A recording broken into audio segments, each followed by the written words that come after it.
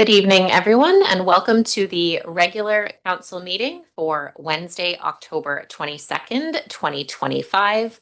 We respectfully acknowledge that the land on which we gather is the unceded traditional territory of the Comox First Nation, the traditional keepers of this land. We have no introduction of or approval of late items. And our first, I'll move for an adoption of the agenda. That's been moved and seconded. Any questions or comments on the agenda? All those in favor? Opposed? And that passes. Thank you. We have our first delegation up from the Comox Valley Tennis Club. So I'll just ask Shannon, Beverly, and John to head on up to the podium. You are welcome to either stand or sit down, and you just have to press the mic to go red so we can hear you online. Sure. And you'll have up to 10 minutes, and council may have questions after your presentation. Welcome. Great. Hi, everyone. Thanks so much for having us today. My name is Shannon Gibney. I am the president and director of programs at the Comox Valley Tennis Club.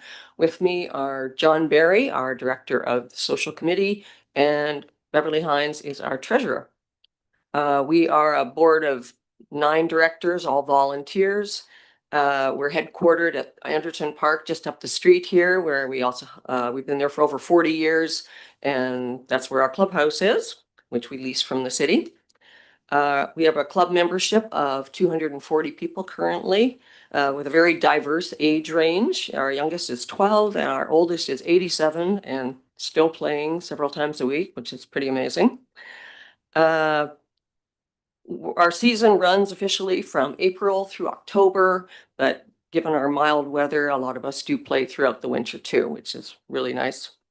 Regular week consists of the Monday night doubles ladder, which is organized by Simon Richards. There's over 100 people, 111 people this year, actually, which is the most we've ever had. So they play 2 time slots on all of our courts, and we also make use of the courts in Courtenay at Lewis Park. Wednesday and Friday nights, we have a social drop-in, which is also open to the public. So I encourage people to come if they're undecided about joining the club.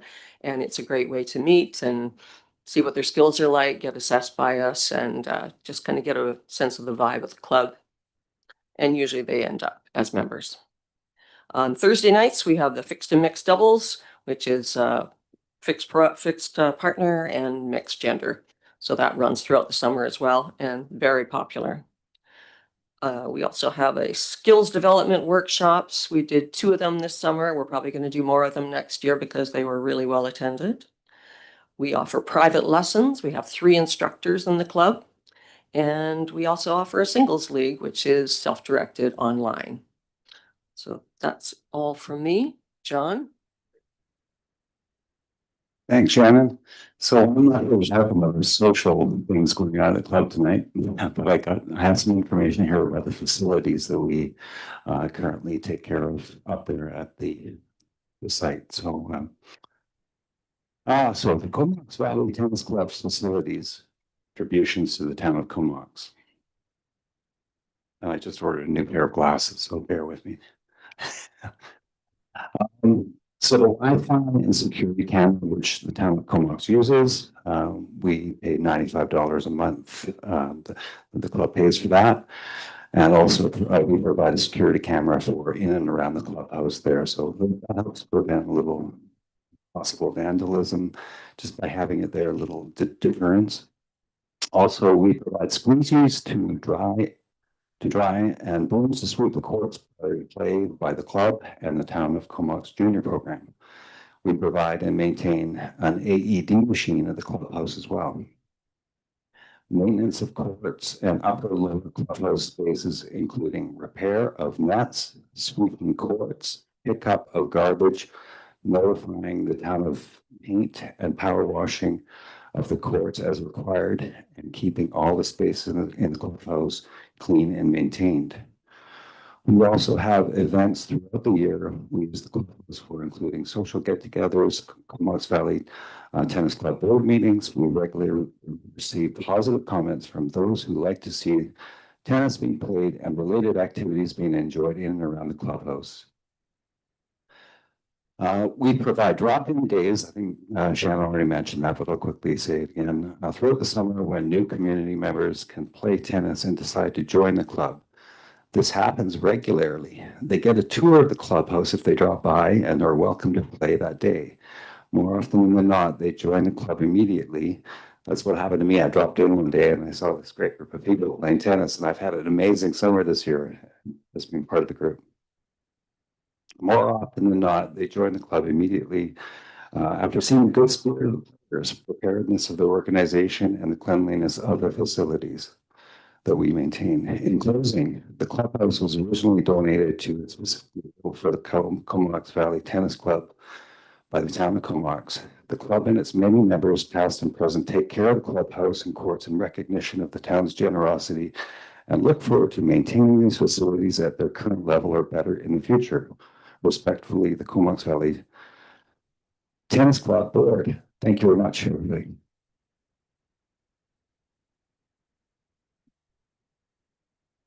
Hello, everyone. I'm Beverly. I'm the treasurer of the club. And as Shannon said, we have a membership currently of 241 members. So that's a 10% increase on last year, which we're really excited about. We charge a membership fee of $50 with no additional joining fee. And our aim is to keep the membership fee low to encourage joining and to make it affordable to as many people as possible in the community. We attract people who already love tennis, those who want to try something new, and those who have played tennis sometime in their dim and distant past. So included in our membership fee of $50, we have 3 social events in the year: an opening event in April, mid-season event in July, and our AGM in September. So the club provides food, tea, and coffee at those times, creating a time for members to mix socially, play lots of tennis with new people, and these events are really popular and well attended. Our membership fees also cover the more mundane things: membership of Tennis BC, insurance, lease of the clubhouse, Wi-Fi costs, website software, and equipment as needed. So our club aims to be an asset to the town of Comox. We want to attract younger families and retirees to join us, to encourage participation, social interaction, volunteering, and an active lifestyle. So we hope to continue to have a mutually supportive relationship with the town of Comox and to continue to make use of the clubhouse, providing that it remains affordable to us as a non-profit organisation. And to end with, I Googled sports that are good for your health, and this is what it said.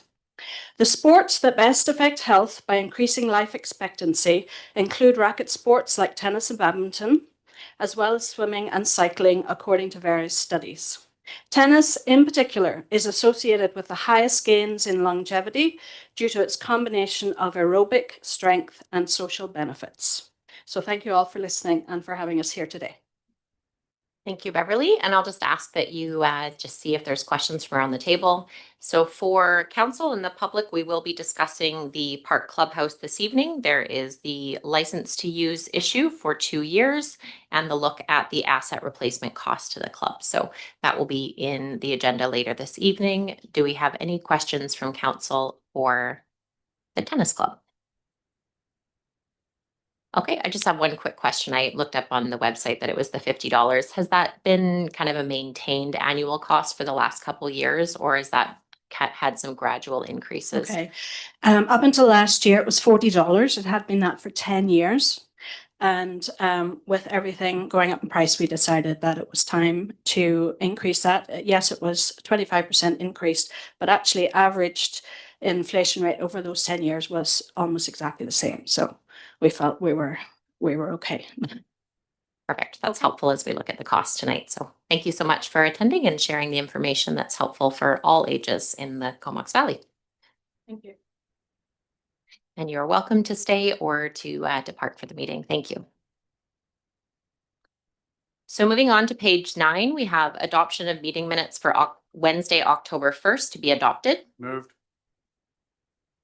That's been moved and seconded. Any questions or comments on the October 1st meeting minutes?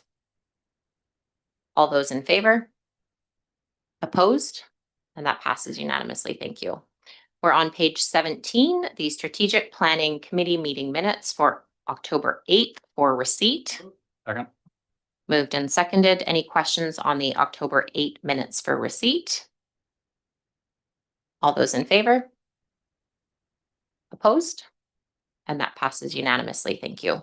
We have a committee recommendation from the committee meeting on October 8th that council invite the Comox BIA to a future meeting to discuss the provision of a local tourism service and withdrawal from regional participation with a proposed budget of 50,000 to 60,000.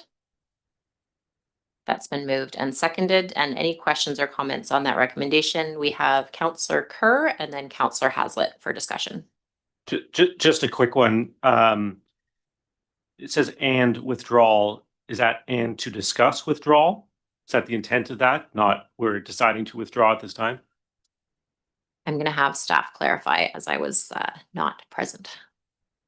The discussion would be to move to a local tourism service, which would include withdrawal from regional participation. So the discussion that council has invited the BIA to would be to discuss both of those items. Thanks for clarifying. We have Councillor Hazlitt. Was also included in that recommendation or motion to come forward, a bylaw for the town to create a tourism board to kind of go with this as well. And then that board would then kind of oversee everything that the BIA or whatever other group decides to run this would take care of. If the, excuse me, if the decision is made to move to a local service, that will be a requirement, yes. Do we have the information, question to see Wall, on what the withdrawal could possibly look like, or we're at the end of that kind of 24 to 36 month period where there would be some kind of cost just for withdrawing? We are in a continuous service agreement with the CVRD for the provision of these services with a 1-year notice period to exit. Okay, so that would include services during that 1 year, but it would have a 1-year exit while Yes. we maintain the service for that last year. Correct. So once we provide notice, we're able to exit it after a year. I think functionally, what would happen though, as long as we are providing notice at an early enough time that they could include it in their budget for the next planning of next year, it doesn't necessarily have to be a year, but they have at least a year to continue services if they choose to hold us to that time Okay. frame. Perfect. I just wanted to know that we were aware of the cost of making that withdrawal on a motion. Thank you. Other questions on the committee recommendation? All those in favor? Opposed? And that passes unanimously. Thank you. We are moving on to the consent agenda on page 19. We have items 1 through 11. If we can get a motion to approve.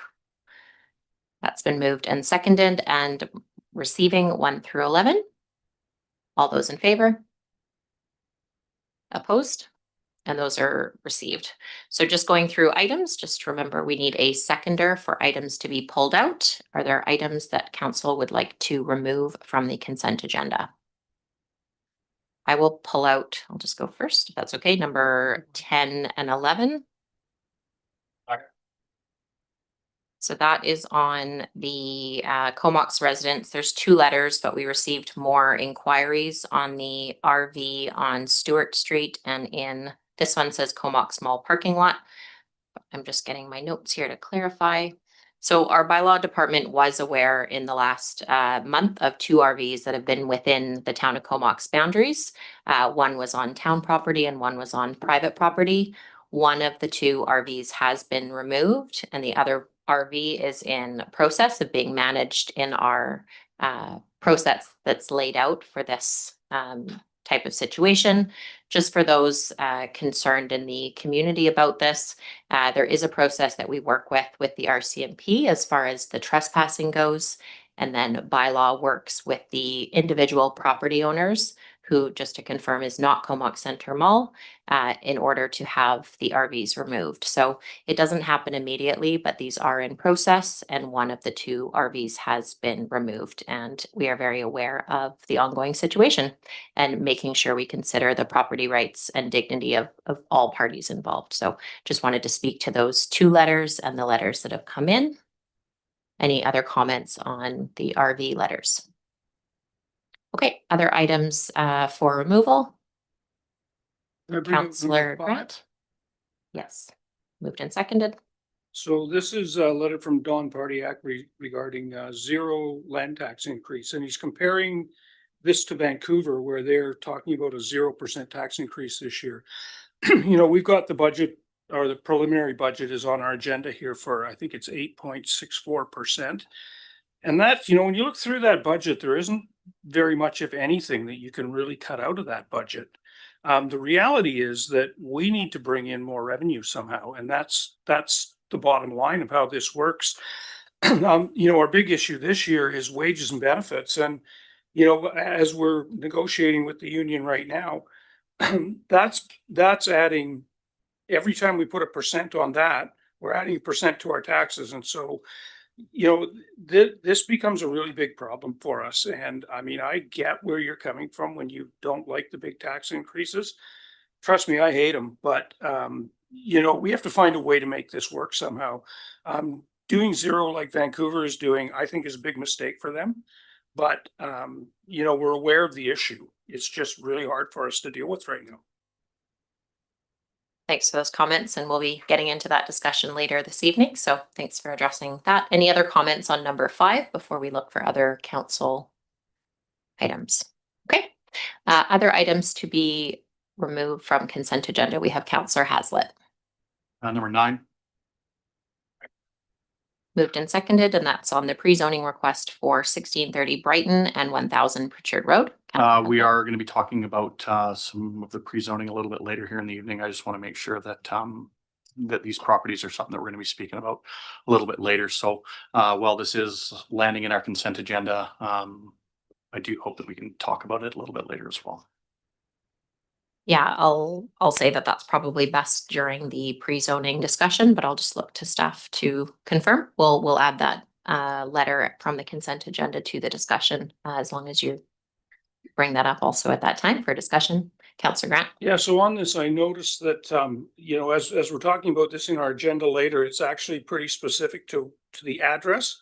But I'm wondering, like Mr. Taves is in the audience here tonight, and he's got a property right below these, which I feel should be included as well, but we, sorry, I don't know what the address of his property is, so I just want to make sure that we bring that up while we're doing it. Yeah, I would again just say when we get to the pre-zoning conversation, we'll have a discussion about specific properties and areas, and just keep that in mind for those properties. Well noted. Any other discussion on number 9? Like to bring out number 8 on the Comox bird friendly team. And Thank you. I spoke to the letter writer that is from the bird friendly certificate team. We qualify for a small town certification, which is not the same as a bird friendly city, which has a list of longer attributes that staff sent out to us. So I spoke with the gentleman to clarify. It really is simply a motion from council saying that we support them looking at an annual report that scores our municipality, and they re-verified that there is no economic cost from the town, that it's kind of the smaller community 15,000 to 30,000 certification that we would be getting, and that they were working with Mars to get that application completed as they did. So I would make a motion that we send that report from the research and the conversations I had with Robert McLennan, if there's a seconder on that motion. Great, so moved and seconded for discussion. So questions or concerns on that motion? Councillor Swift. Thank you. I'm just wondering, because this came up several years ago, and when we looked at it, we needed to do a few things like having cat bylaws and things. Is that still an issue? Yeah, so from maybe I'll hand it over to staff after, but I had a discussion maybe about a week ago with Robert, and then today, just to clarify, there was some confusion around the bird friendly city versus bird friendly certification, which has a much lower threshold. So there was no cat bylaw. It was 3 or 4 pointed items that this society would be taking care of. There would be a small liaison role for council should they choose to have that. But there were no bylaws, no cost. It's a much simpler certificate than that, but I will pass it over to CAO Wall to clarify. Yeah, thanks. I can't comment on the difference between the standard difference between small municipalities and large municipalities. But small municipalities, so there's a different threshold to get it initially and then to be able to keep it. So you get your certification for 3 years. And then in order to be able to keep your certification after 3 years, there's 4 categories of things that need to be done, and you need to get a minimum number of points in each of those categories. So getting the designation now, from everything I can see, wouldn't be an issue so long as council passes the motion. It does appear that work would need to be done between now and 3 years later in order to keep the designation. So potentially one of the items listed that could be done in order to earn a point in one of the categories is a CAT bylaw. I'm not saying that it would have to be a CAT bylaw, but it is something that they highlight as something you could do to earn the points required to keep the designation. These always are fun topics to go over, but from a couple conversations, I did go back, and again, it sounds like that's 30,000 or over on the point system, but it's maybe a research more and discussion more. But we talked about if we didn't provide the motion, the next certification is about 6 to 12 months. And just from talking to the gentleman from Mars and talking to the gentleman from the bird team, it really did seem like it was a very low risk reward proposition. But Councillor Grant. So we're a bat community. What else are we? Now we're a bee community, and now we're going to be a bird community if we do this.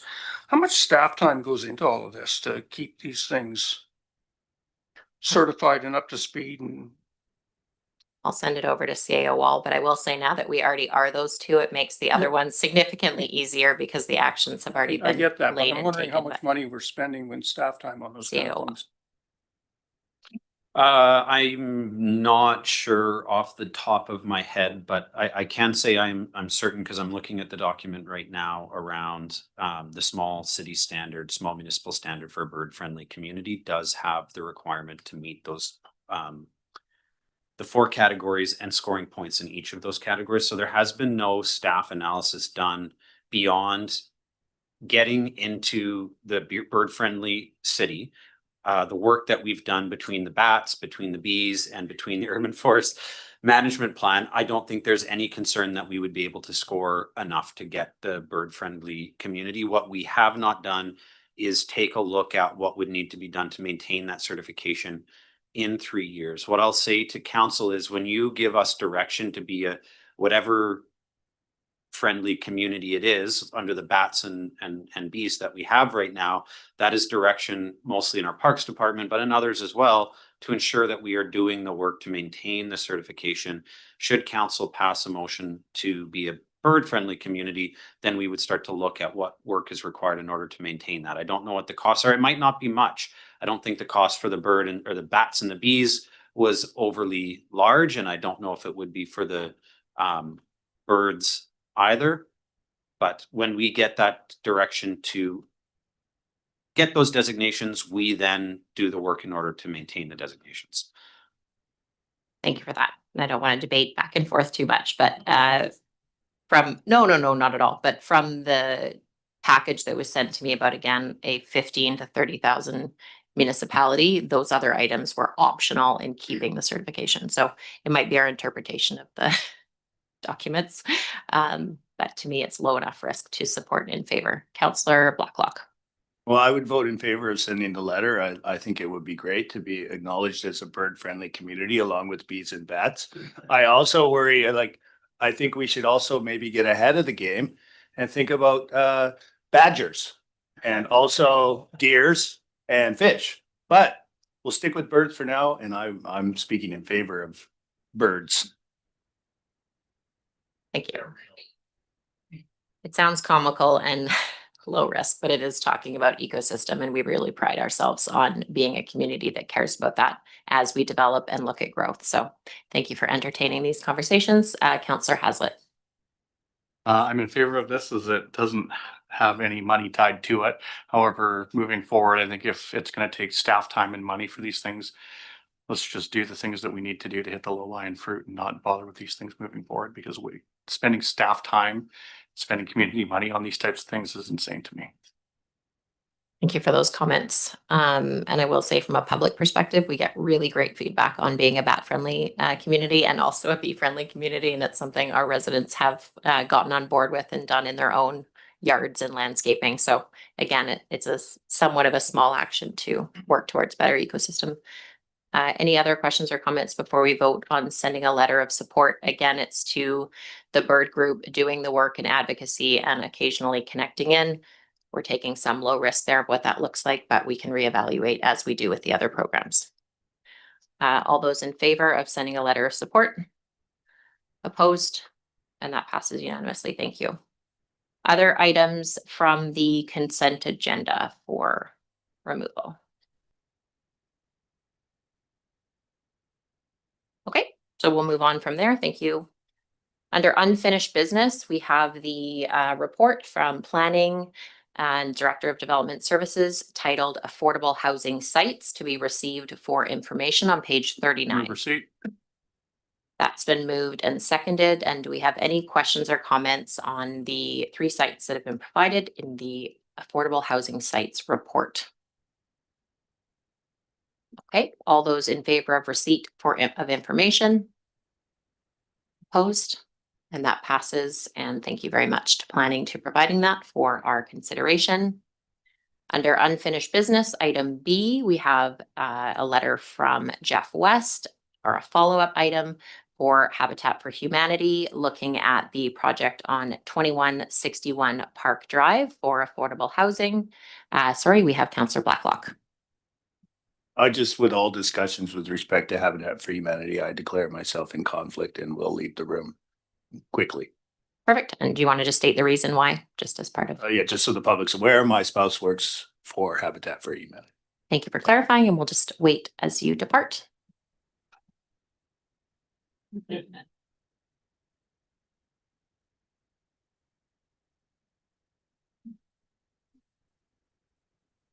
Okay, looks like he's out of earshot now. So under unfinished business, the 2161 Park Drive affordable housing is up for possible discussion. Are there any councillor comments or feedback to bring forth?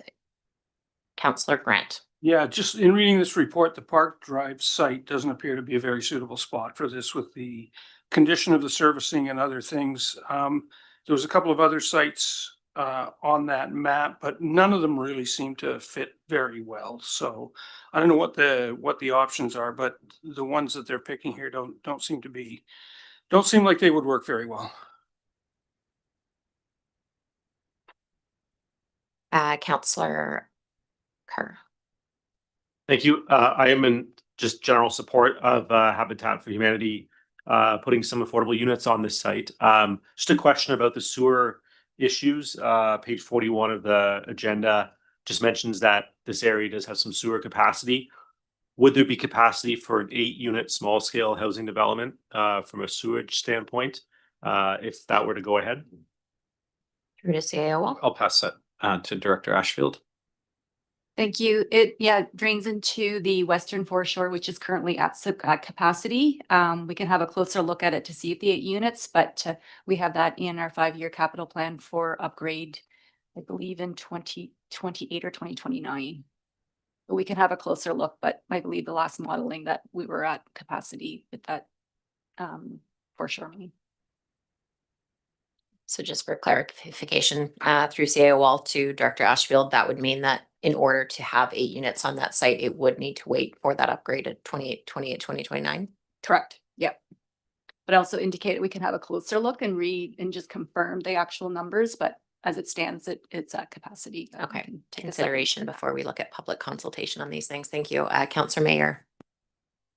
Well, just a follow-up question then. This is something I'm very supportive of. It seems like it could be just a great way to get some affordable housing in our communities. So could there just be a next step then to further investigate if we have capacity for 8 units? And I guess when Habitat for Humanity was here, we kind of asked them about what their timeline would be, and it actually might line up really well if it is 2028, 2029. because they had quite a bit of uncertainty. So I would be in favor of finding a way to continue to proceed with this if we can. So I'm not sure what the question is. I guess it's like, yeah, okay, thank you, CAO Wall. Yeah, the upgrades to the Western Foreshore are going to happen anyway. We have to do them. We have a temporary exemption from the provincial government for the small scale multi-unit in that area due to our lack of sewer capacity. So we know that's going to happen. If council wishes to pursue this, there's nothing preventing you from moving this process forward so that it is complete. So when the sewer upgrades are done, construction can happen. Thank you. I'll just look around the council table of any of the other sites or this site for further discussion, knowing what we know about it being a 2 or 3 year process with the sewer. Councillor Swift. Thank you. I noticed in their ask, they were talking about 0 lot lines and no DCCs and so on. Would that be part of the whole package? The end variances that are going to be required in order to, if there are variances, the end number of variances that will be required to make this work are still unknown, and that would be developed as the package moves forward. I believe that Habitat did request DCC waivers in order to make that project work, and that would be up to council whether or not you want to grant. Generally, what I would recommend if council does want to do that is you would take your funds in your affordable housing reserve and you would use those to pay the DCCs for the project. And that way the DCCs aren't underfunded and the project is not required to pay it either. Oh, am I up? Sorry, did I strike you out? Sorry about that. I think it's got the speaker mic over there, but. So if you're putting a package together on this, would that require public consultation as we're going through this? It depends what is going to have to come out of it. Right now, if it's just a rezoning with no variances, then there's not going to need to be any consultation. If there is a zoning that has variances in it, there's going to be some level of consultation. And if the density is higher than what is indicated in the zoning that would require an OCP amendment, then you'd have to go through a full public consultation. Having said that, council can direct us to do any level of public consultation that you wish, as this is our property. Yeah, so I think the fact that this is actually a park and we're going to change it into housing, I think that it should be extensive. We should have extensive public consultation on this. I mean, I would be supremely pissed if I lived there and all of a sudden that was going on in what I assumed was a park the whole time. So I think it's incumbent upon us, especially when you're taking a park. Like, I don't think we've ever taken a park and turned it into housing. So I think this is actually a really big and negative step for our community.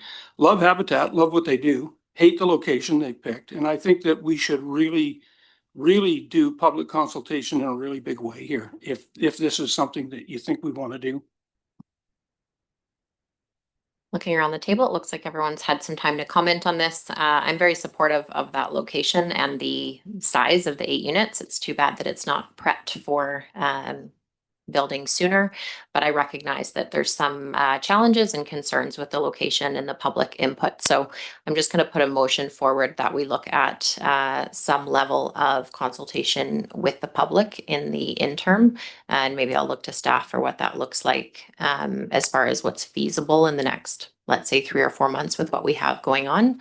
And then just get that on the floor for discussion on starting public consultation on that site for that input back to us. I think perhaps the easiest way to go about it would be to adopt the OCP, like move through right now, adopt the OCP with whatever changes council makes through this process and the public hearing process, and then start do a OCP amendment for that property to change it from park designation to residential designation. If you want to do a fulsome process, that would be my recommendation. But just to clarify, that would be within the overall OCP process, which potentially could get a completely separate. I would lens of recommend, DC. Yeah. let's finish the OCP. Once the OCP is finished, then look at doing an OCP amendment on that property to change it from park designation to a residential designation. Which we can discuss now. It would just be sequenced. Correct. Okay, thank you. Councillor Mayor. Sorry, I actually just have a process question related to the report that we received for information about the 3 other properties. There is something tucked in there that I would like to discuss, but because we've already moved on, is that a topic for me to bring to another meeting? If you can relate it to the affordable, to the Habitat for Humanity application in some way, as far as affordable housing project, Well, you can make it relevant. Yeah, I don't think the 151 Port Augusta site is probably the best site for a habitat build. But I guess there's a little bit of a question there of whether or not it could be. That does sound like a really compelling site that could serve multiple community needs if we're really creative about developing it. So I guess maybe a question of staff of if we should kind of treat those 2 discussions separately, or if they're worth kind of exploring a little bit together, since we're going to have to wait until we're through the OCP, I think in both cases anyway. The scale of the type of developments you're talking about at 151 Port Augusta and the one at Park Drive are 2 very different developments. The Park Drive development, I think what Habitat is projecting is, between 6 to 8 units.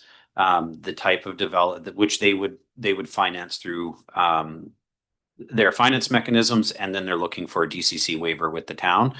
The type of development you'd be looking at Port Augusta is a much larger project, multi-stories. I don't want to hazard a guess at the number of units that can fit on there, but it would be a substantial amount, and you would be looking at getting, the town would be looking at financing that or getting financing through the mechanisms that are in the report. So I think it's the scale of the projects are very different. Whether council wants to discuss them together or separately, I'll leave to council, but I see them as being very different projects just due to the scale and complexity of them. Do you have any follow-up, Councillor Mayor? Well, I guess it just comes back to process then. Maybe it would be like a notice of motion to move forward on 151, like to explore further options on the Port Augusta property, or I think it could be a follow-up motion. I think it's not close enough related to the motion that's okay. coming forth, but you can make a follow-up motion after. So maybe I'm lost a little bit. Did we move over and the affordable housing sites and now we're on to the next one, and that's your? Yeah, we Okay. did. It's just we moved fast and Okay. You probably can connect them enough, but we'll go back to it. So I will make a motion that we look at doing public consultation on 2161 Park Drive from the surrounding neighborhoods after the OCP is complete. So I'm imagining that won't be until early 2026. Staff has a comment. Yeah, so if you're looking to put a motion forward, I'd recommend that the motion say that staff undertake a OCP amendment process for the address, which is 2161 Park Drive. Is there an Completion option to and get adoption of the public? OCP. Is there the option to get public consultation without having an OCP amendment, which I think is kind of one step farther than going out to the community and saying we're looking at the option of doing a habitat project in this community and neighborhood and just having that discussion up front? Or OCP amendment is the process? You can do any because council owns this property. If no OCP amendment is required in order to do this, which is a question mark. There could be an OCP amendment required to do this depending on how the property needs to be subdivided and the density. So you may need to do an OCP process anyway. You can direct us to do a different process, but you might end up in an OCP process anyway. I would recommend, if you're going to consider this and you're seriously considering it as something that you may do, you might as well just start the OCP amendment process and do that, so that if you do want to move ahead, you're covered anyway, rather than starting it, realizing halfway down the road, you're gonna have to do it anyway, and then going back and doing another public consultation on the same project. Okay, I think I've heard there's some concerns around the table with the location, and so my thought, instead of going straight to an OCP amendment, is Habitat for Humanity probably has the experience of how they've handled these things, and so it's kind of like one step before that. So my motion would be again for staff to look at preliminary public consultation on 2161 Park Drive and involving Habitat for Humanity in that conversation versus going straight to an OCP amendment, because I think we need to gather that information in the best way possible. So through CAO Wall, Director Houle has his hand, if you're okay with that. Thank you, Worship. Sorry to interrupt. It would also be helpful for sure if you made it clear if it was Habitat that would be conducting this consultation, or if you wanted staff to do it. Which one would be leading it, as in, you know, booking and any costs associated with the consultation. Okay. Back to staff. Is there a way to have the motion allow for the conversation between planning and Habitat for Humanity to figure out what the best approach is? Does council need to go into that level of detail of deciding that? Whether it's a joint effort or it's one or the other? There's going to be costs and time associated with the consultation. It could be done jointly for sure.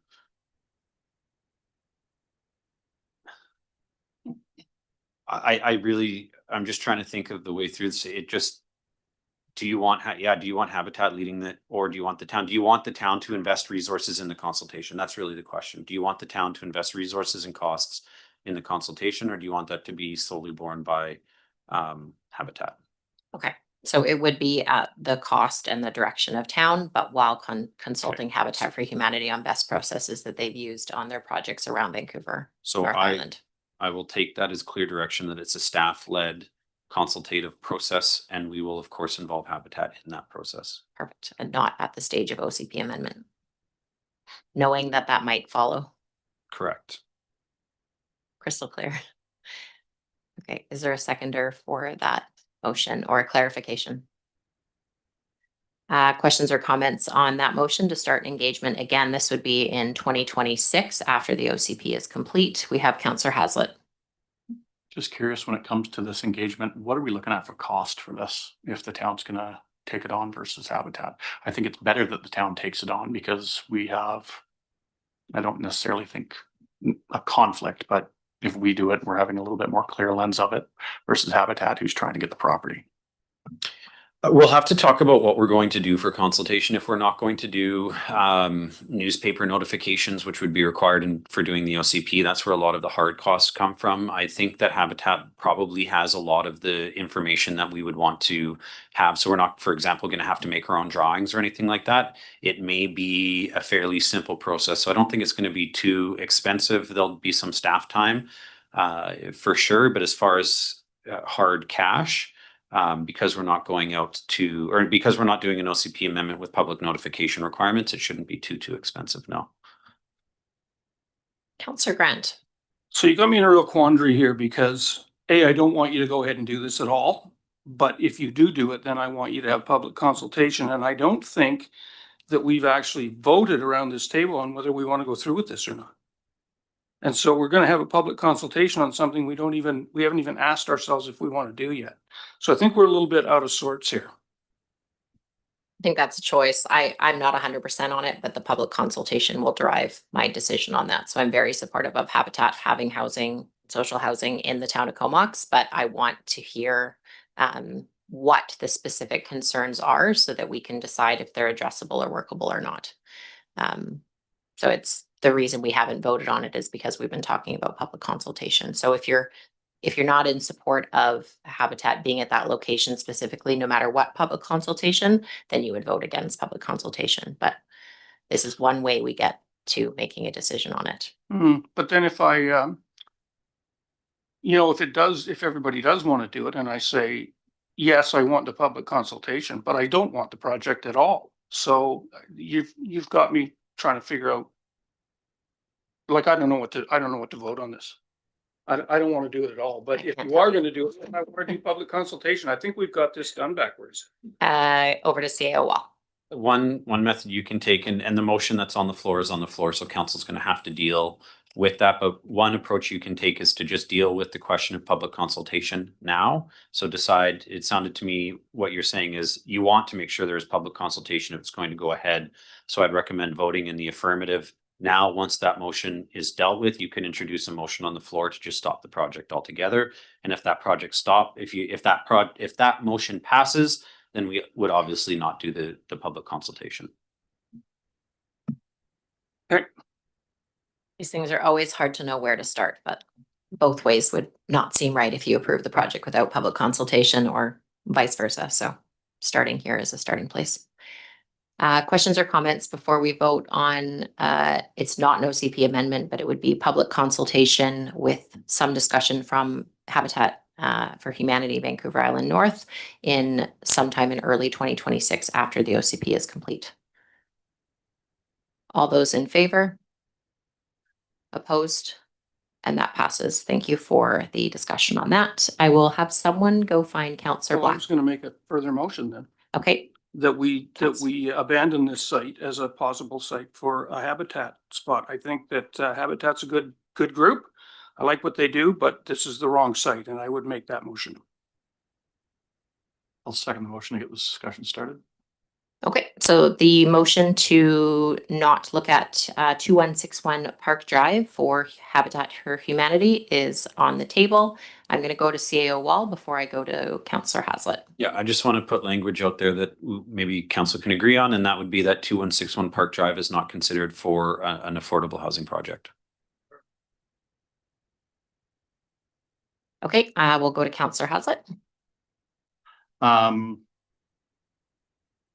Love Habitat and everything that they do. I don't like the idea of changing a park into residential, especially since we had received a report saying that we need more parks. However, if this goes out in the public consultation and the community resoundingly loves the idea and they think it's the best thing going, then I'm happy to listen to the community on it. Thank you. Yeah, I just want to say, this organization's been around for over 30 years providing housing in the Comox Valley, and they come with a really amazing reputation. And I think it's too easy for every site that comes up to say it's not the right site, it's not the right location. And at some point, we have to start having the conversation with residents in Comox to find out where is the right location to get a project going. So I'm very supportive of public consultation without saying where the final buck lands. And it's hopefully there's more locations we can look at different housing projects. We have Councillor Mayor. Yeah, I really agree with that. I think it's really hard to find a good site, and we actually have a report that shows how limited our options are in Comox. And we know from all the studies how important it is for people to have affordable housing options in every community, actually. So I wouldn't normally be in favor of turning a park over to housing. But in this case, given the current state of the park, and that there would be park included in this housing project, it ticks all the boxes for me. So I would really like to continue to explore if this could work for the community. Councillor Kerr. Yep, similar comments. It's a piece of grass right now that's labeled as a park by zoning, but it's a really underutilized park. It doesn't have any equipment on it, any amenities. So the fact that Habitat for Humanity, when they made their presentation, said they want to build that little parklet, whatever they call it, and it would actually be used more as a park than it is now by the neighboring community. I think that's a huge advantage. So I think it's actually enhancing that land as a park while also putting affordable housing units on it. So again, just checks all the boxes for me as well. I think it's a great location, and I love the idea of Habitat for Humanity being involved in our community. Any other further comments before we go to vote on the motion? Okay, so again, the motion would be to not look at 2161 Park Drive for a site for affordable housing. All those in favor? Opposed? And that motion is defeated. Are there any other motions before we grab Councillor Blacklock? Councillor May, is it related to Habitat for Humanity? No, it would be related to the 151 Port Augusta. Okay, we'll property. just get Councillor Blacklock back.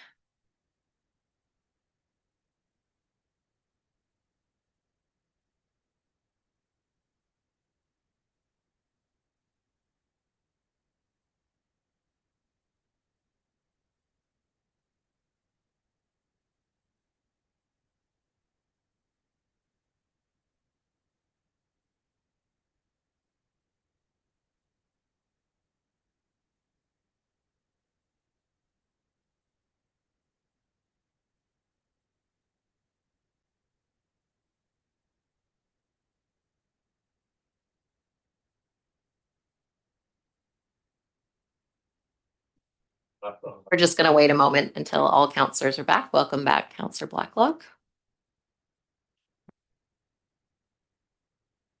Okay, we're going to take a 2-minute break, just so anyone who needs to take a break can take a break. We'll be back in 2 minutes. Thank you.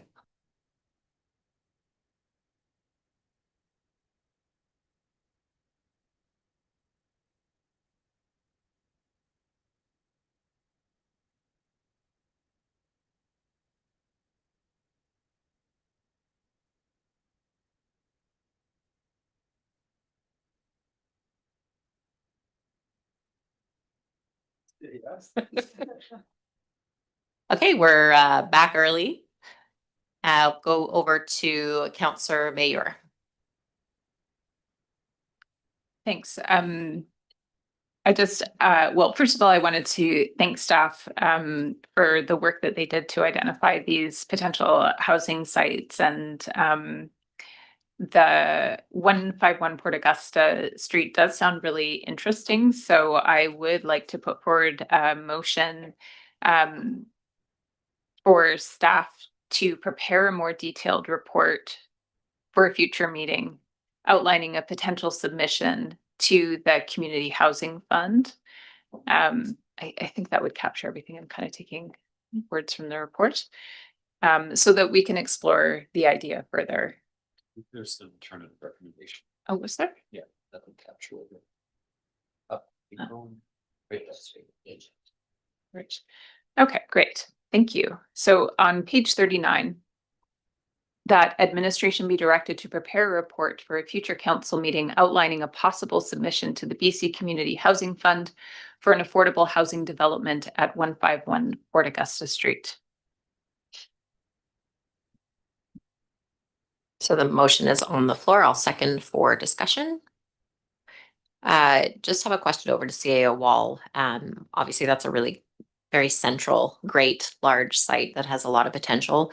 Do we have any scoring on a future town hall of what different sites could look like? Like, my only holdback is if that's a potential high site, then to put money into looking at an affordable housing on that same site might be a little bit conflictual, but where do we kind of sit as far as looking at future town hall sites? Thank you. This is one of, I would say, the 3 or 4 top potential locations for a town hall moving forward. We had started that process prior to the changes from Bill 44, and it's been put down. We're getting to the end of the OCP, and so next year we're likely to pick up that discussion again. It's certainly not right now a favored location. It's not in the top couple, but it's certainly high in contention. Yes. Okay, thank you for that clarification. Councillor Mayor. Just a question back to staff on that. Is there a scenario where we could combine new town hall with affordable housing, or is that combining too many things? No, it's certainly possible. It's something that council can look at if a town hall went on that site, is what to use the upper floors for, or ground floors. So that's certainly a possibility. Councillor Grant. Yeah, so I look at that site and it's a really interesting site to me. It has potential to possibly transform the way our town and our downtown actually looks and operates. I'm not saying it shouldn't be an affordable housing site, but it seems like it could have potential for a whole pile of things if you combine it with some of the things that are around. And I've heard lots of development lots of people in the development community talk about what might happen there. We've never really explored it very much, but if we were to decide that this was going to be affordable housing at this point, that might, I mean, we might just be too early in the game for that. And it's not to say that you couldn't have affordable housing on there if someone was going to do that as well. Just like you just said, if it was going to be town hall, you could probably do something above it. But I think it's a really important piece in our community, and I'd like to see a better plan put together for the marina and the whole area around here before we start designating little pieces off and leave ourselves sort of hamstrung at the end of the day, possibly. So, you know, it's a nice idea, but I think that it's maybe premature. Councillor Kerr. Yeah, the town of Roslyn in 2023 built 37 affordable apartment units above a new town hall. So by leveraging BC housing money, it actually subsidized the building of the town hall facility. So I think that's an example. There's a couple of other examples across Canada where they've done something similar. So I think it's an exciting possibility. And if that's the direction that we need to upgrade our town hall and we can put affordable housing units above it and save taxpayers money, I think that's a win-win-win. So I'd be looking forward to that. Councillor Mayer. I think the point that Councillor Grant is raising is a fair one. So, and like, I wonder how we have that exploration if we never, if we don't start somewhere. So maybe it's a bit of a sequencing question for staff of, like how taking a step to explore this as affordable housing fits in with, that's kind of like a marina master plan or a waterfront master plan. The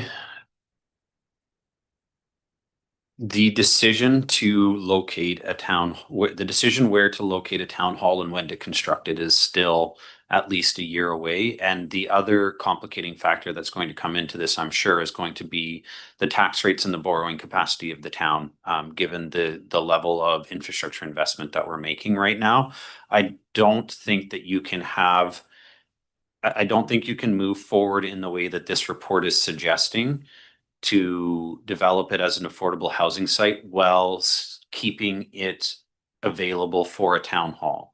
So if you want to move forward with the affordable housing site, you can, but I don't think you can do that in a way that's also going to potentially keep it open for the construction of a town hall, because we don't know when we're going to have the direction and when we're going to have the funds to construct it. Town hall might be 5 to 10 years away. So I think you need to make the decision whether you're going to pursue this as an affordable housing site or you're going to leave it until the decision on the town hall is made and then configure it how you see fit based on where town hall is going. I think town hall's in the 5-year plan for our financial plan, but potentially 5 to 10 years in reality. I'm not sure if I'm following up the question right, but the question might have been at what point, if council had interest in having like the economic look at housing on top of a city hall, like when would council flag that was something they may or may not want? But I'm not sure if that was part of the question. Like at what point do we say these are the features that we're looking for? Yeah, so criteria. When we are looking at what the town hall, where town hall is going to be, what the configurations are, we are going to be doing so with all of the different options in mind, and it's going to depend on the location. Is there an opportunity to co-locate some other municipal services? Is there an opportunity to bring some of the disparate user groups that we have, for example, the museum and the art gallery, into it? Is there going to be an opportunity for affordable housing? Is there an opportunity for potentially higher end residential units on top to help subsidize? All of that is going to be taken into consideration, but we're a ways away from being able to have that conversation right now. Okay, thank you. Councillor Haslett. I think that CA Wall just answered everything I essentially had to say. I was just going to mention that we do as well have a 1,200 member plus seniors community that's going to be looking for a new space here really, really quick as well. And they're providing a ton of help for our community right now. So I think we are quite early in the process on what to do with this property, and I think that it's probably best looked as where we're gonna put town hall and what everything in the downtown core is gonna look like from there. Councillor Mayor. Yeah, thank you. I feel like the question about town hall has been answered, but the question about the planning for kind of the downtown and what other uses we might consider for a property like this is still a little bit outstanding. So can you maybe refresh my memory if we have in the plans to do a bit more of a kind of master plan that it would explore the different uses for all the properties that are down here? So that we can consider that when sequencing this would make something like this would make sense. So we have a master plan for the marina on how we're going to develop that site, and we're moving forward with that based on the grants that we've received. We've also got the downtown mass action and master plan, which envisions the blue-green corridor. Our downtown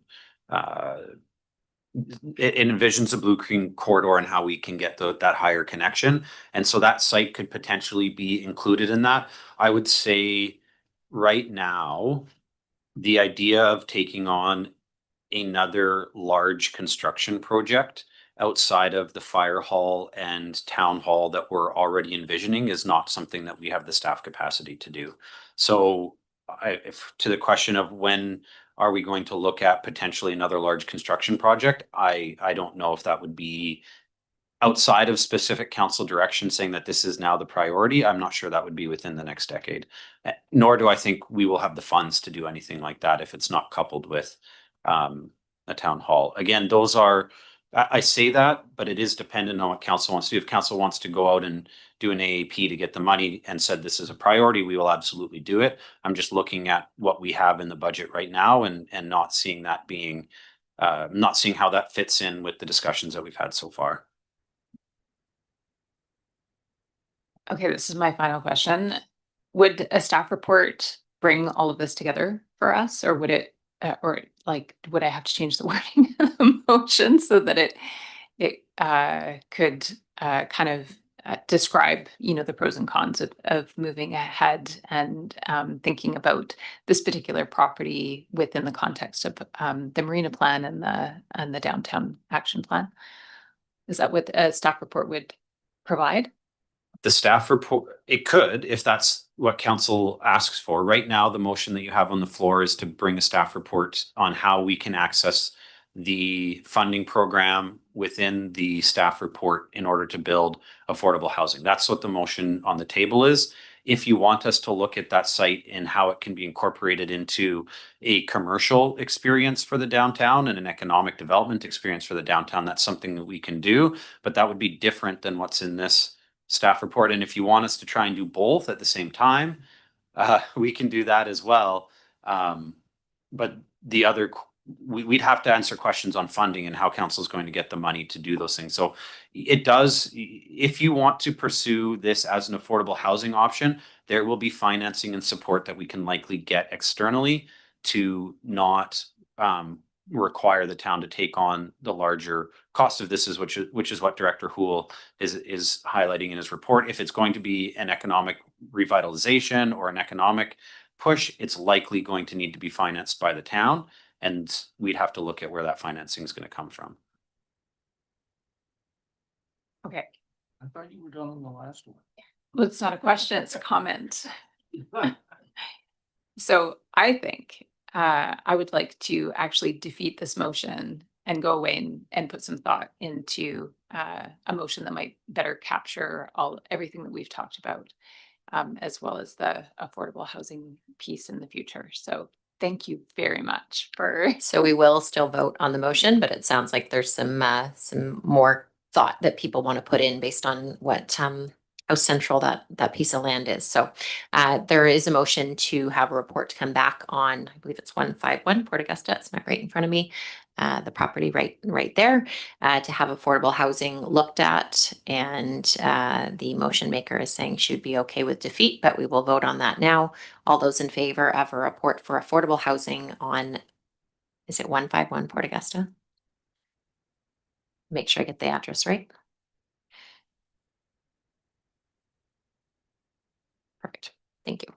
Okay, all those in favor? Opposed? And that motion is defeated, and that property, I'm sure, will be coming back to council at a later date. Thank you for the discussion on that. We are now moving on to page 48, the grant and aid policy, CCL-031.02. The item was postponed from October 1st, 2025, regular council meeting for discussion with the intent to consider adding the Indigenous Women's Sharing Society to the list of approved group for ongoing funding considerations. And this was to do with the substance use strategy funds. So is there any motions that would come from council on this, or if left, then they would not be added to the list? I believe it was Councillor Mayer and then Councillor Kerr.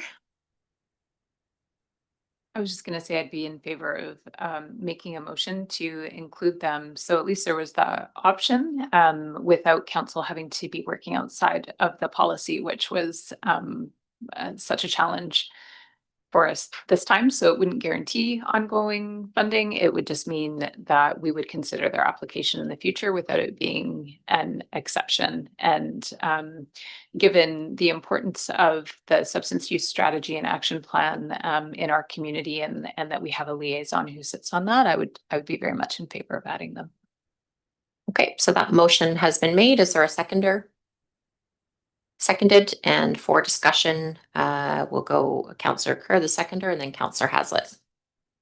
Yeah, I'm obviously in favor of this, as I've mentioned at prior meetings. I guess the question I have is just process in terms of whether we designate the Indigenous Women's Sharing Society or the Comox Valley Substance Use Society as the organization, because I believe the Indigenous Women's Sharing Societies is running the substance use strategy currently, or at least the fund holder, but it could be another group in the future. So just wondering if we want to be more inclusive in our language, maybe a question for staff. Yeah, process question, because I think it has to be the society that actually receives the funds. So over to CAO Wall. The society needs to receive the funds. What the intent of the policy would be what the intent of the policy is to create a list of the organizations, but not really the organizations, the type of projects that you're trying to fund. So if the only reason you're adding this group is to consider funding the substance use strategy, I would amend the policy that you will consider funding the substance use strategy, and then whichever group it is that's holding it or requesting funding would be considered. Otherwise, what you're doing, to your point, Councillor Kerr, is you're adding the Indigenous Women's Sharing Society to the list. If that project moves somewhere else, you'd have to amend the policy, and you would also have to consider other grant applications from the Indigenous Women's Sharing Society. So I think it may be more appropriate to add the substance use strategy. So could I make that amendment? That would be friendly. Yeah. Okay. Okay, so the motion on the floor is to add the Comox Valley Substance Use Strategy to the list of approved ongoing funding considerations. And I just want to speak to, I'm very supportive of the work that's going on, but when I approved at the prior RCM, it was based on a 1-year approval and based on their specific application. So while I think the work that they're doing right now is really needed, I would prefer it to come on an an annual basis for future considerations. So I will vote against them being added to the list. Councillor Hazlitt. Thank you. I don't think there's many nonprofits out there that don't do something important. This is a good organization that's really trying to help the community. When we put this policy in place, we really tried to pare it down so that the town wasn't a funding organizations for nonprofits. And I think that we're getting away from that a little bit. This may have been the first group that came after we put this policy in place. We added it, provided the $10,000 for a 1 year. I just don't think that we're going in the right way here. There's so many great groups out there that are always coming to ask for money, and it starts to become basically a council decision on which groups we're going to fund every 4 years. And I don't think that is I don't think that's the area that the town should be in. There's other revenue streams. There's other ways to have nonprofits raise money. I don't believe that the town should just continue to upgrade their grant and aid policy to include groups that are coming based on, whether it's council sitting on the board or as a liaison, or it's a project that they're trying to work with. I just feel like when we put this policy in place, it was specifically so we could limit the amount of money that we're going out, because every year it was getting more and more and more, and we're not sticking to that. So I'm against adding any more groups to this, and I'll be voting against it. Any other comments or questions around the table before we vote on adding the group to the list of approved groups? I'm going to go to Councillor Blacklock and then Councillor Mayer. So, as the town liaison that sits with the Comox Valley Substance Use Collaborative, I need to remember when I am at their table, I am supportive with their meeting agreements and doing their work. When I am at this table, I am accountable to the taxpayers of Comox. And well, the work that the substance use strategy does is important, and it saves lives. I would prefer to make this decision on an annual basis, depending on how things are going with the strategy. Over in Courtenay, today was the day that the overdose prevention site on England Avenue opened to the community. That facility will now be open from 9 a.m. to 7 p.m., 7 days a week, providing safe space for substance users to use while being monitored. And I think it will have a positive effect on saving lives, which is what this is all about. So I tend to agree with Councillor Haslett that we rather than dividing a limited pool of money amongst more and more groups each year, that we exclude the strategy going forward, and stick with our core functions. Thank you. Councillor Mayer. Yeah, it was just another process question for staff. My understanding of the policy was that it allowed us to consider whether to fund. It didn't guarantee funding. Can you just please clarify? That's correct. It would put the substance use strategy on the projects that would come to council for consideration if applied for. And for further clarification, is if it doesn't make the list, a council member can bring it forward. So there's different levels here of consideration, but no group is not considered. Councillor Grant. So why do we bother putting this together in the first place if that's the case? I mean, the idea was, as Chris said, is that we're getting inundated with groups asking us for money. It's not our place to be giving out grant and aid money. That's the provincial jurisdiction to be doing that. And here we are, the first group that comes, we just go, oh yeah, no, just go ahead. So I don't really get why we're even bothering with the policy. I will say they were not the first group to come and ask for grant and aid. It was the first group that got brought to council, and on 2 occasions. So that was a council direction, not a staff decision. And there have been other groups. This is the first one, the substance use, that has come to the table for discussion, but it wasn't the first one. Well, it doesn't change the fact that we have a policy, and now we're just throwing it out the window and going against it. So I don't know what the point of the policy was. It sounds like you're not in favor of adding, which you have every right to vote shortly for. Is there any new comments, Councillor Swift? Well, I don't think my comments are new because I said them mostly last time. But this is clearly a health matter and not something that a local government is usually involved in supporting financially.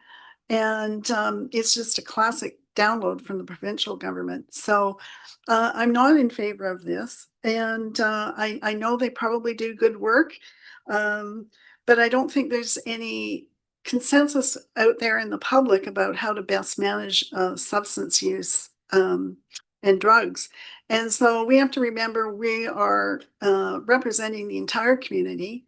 And when there's not agreement on how that should go, I don't think it's a good time to wade into the discussion.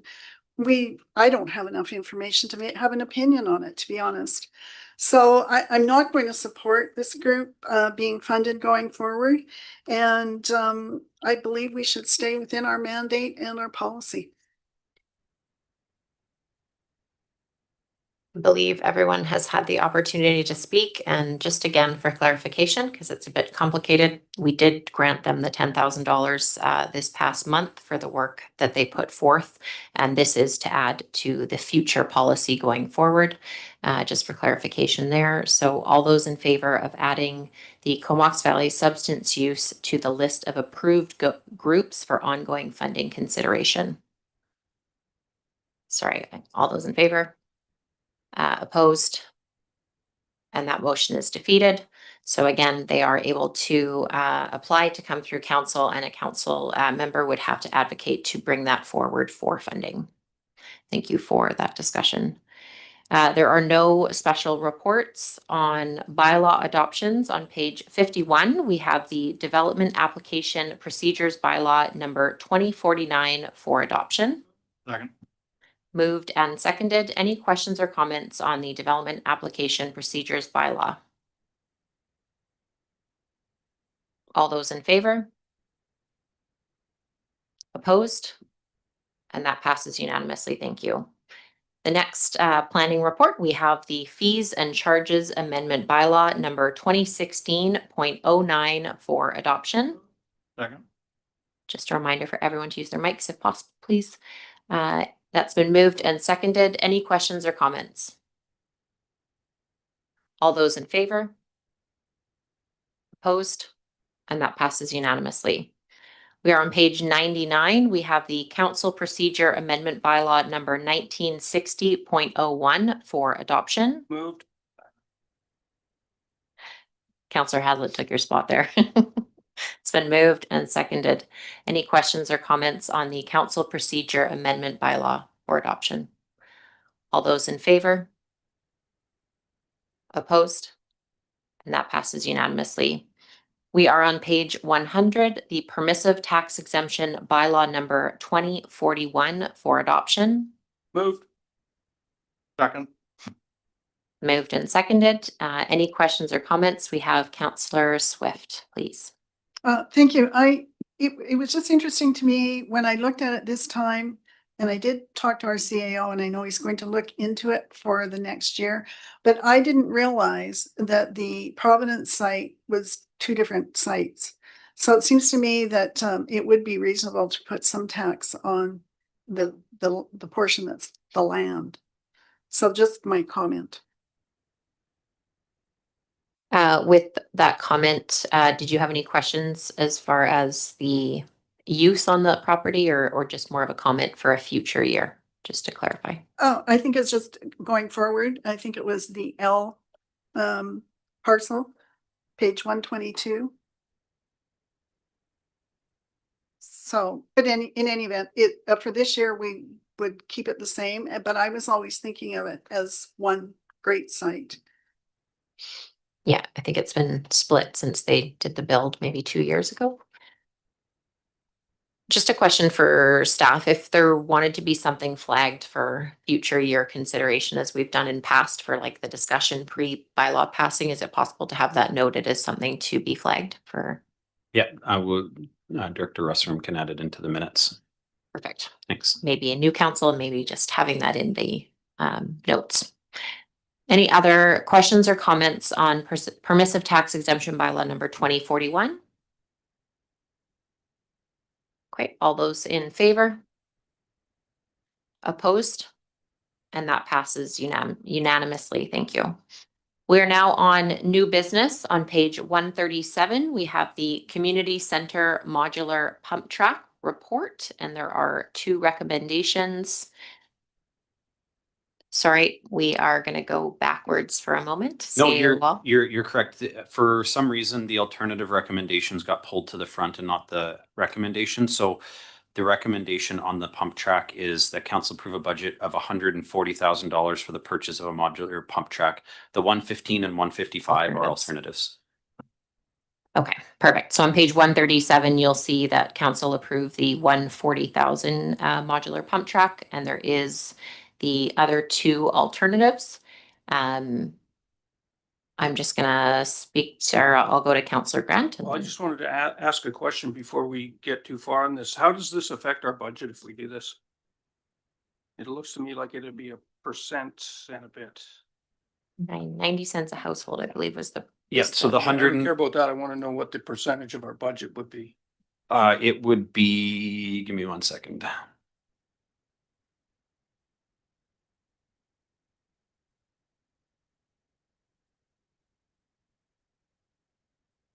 Uh, 0.05%. It might be a little bit lower than that. We have it in the different report, so I'll check, but it's between 0.3 and 0.03% and 0.05%. I'm just going to speak to it briefly, if that's okay. I really appreciate the amount of research and effort that's gone into the modular option over the last 6 months. I know we were really trying to get grant funding for a bigger hard surface or, soil, some of the other projects we see across the province. And I know this was an alternative solution that was brought forward. It's been really not sitting 100% with myself, and I've been talking to some of the different parents and the PACs and people that have been advocating for youth recreation. And this is like a top project that I really would like to see for families and the different age groups.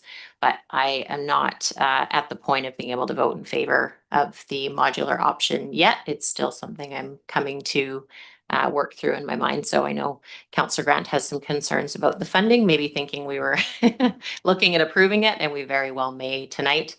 But I am not going to vote with moving forward with any of the modular options at this point. I think there's still more research to be completed on it before we land on the right type of pump track for the community.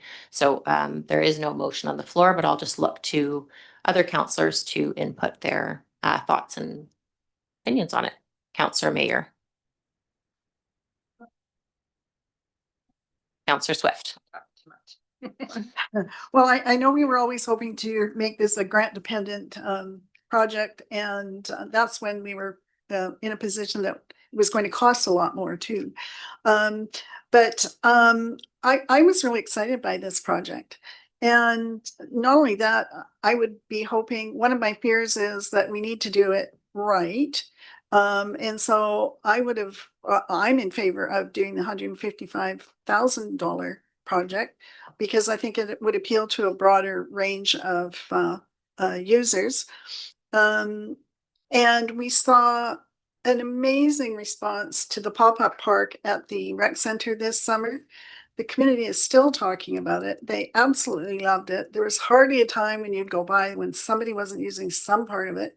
And people were absolutely thrilled that this park that had been laid dormant for such a long time was actually being used.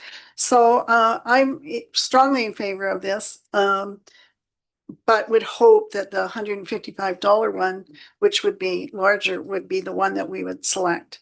I do have one question though, and that is, what would be the reason to need to move it to Highland during the winter months? Just the water that we get on the community center field. Thanks for those comments and support of the $155,000 alternative option. I'll go over to Councillor Mayor. Thanks. I also was so excited to see this and really appreciate the creativity of staff. And I've loved to see all of the people out on the field, and all of the pop-up parks and placemaking has been just an awesome addition to the community. I was excited until I got to page 142 and saw the size. And then I was confused actually about the age range that we thought that this would be for. So it's maybe a question back to staff of, so my concern is that this would be for like 11 and under, or even maybe younger. And I feel that our focus and our purpose with this project was really for the teens, for kind of 11 plus. So I'm very supportive if we can move forward with confidence that it would actually attract that age group. The way it looks scaled on this map, I don't think it would. So maybe the larger one is the way to go. Maybe it's phased. I'm not really sure, but maybe I think that's a question for staff, if they had a sense of the age range, who would be most engaged with something like this. Thanks. Maybe I'll turn that over to our Parks Manager. Great, thank you for your question. So in discussion with modular pump track suppliers, they promote that it is all-inclusive. It's for a variety of ages, but for more sort of technical riders, it won't sort of fit the need. So in terms of like age range, yeah, we're looking at 15 under most likely.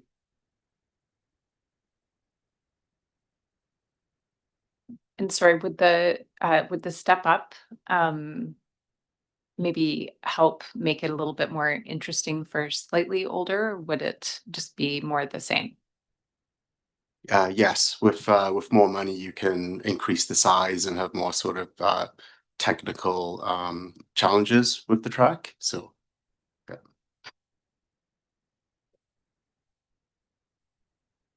And we don't have a motion on the floor. My intent potentially would be to receive this for information so we can continue the dialogue as we go through the budget process and people can continue to kind of process what the options may or may not be. Councillor Kerr. Yeah, I'm kind of in alignment with Councillor Swift on this. You know, as I think back, this has been a multi-year process. You know, going back to that youth recreation study, they really wanted something.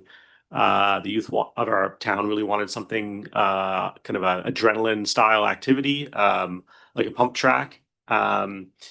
We saw that in the Parks and Trails Master Plan. This was also really highly supported. The pump track was the #1 priority amenity for youth, as we see on page 138 of the report. And I also do want to make sure that we hit the right age groups.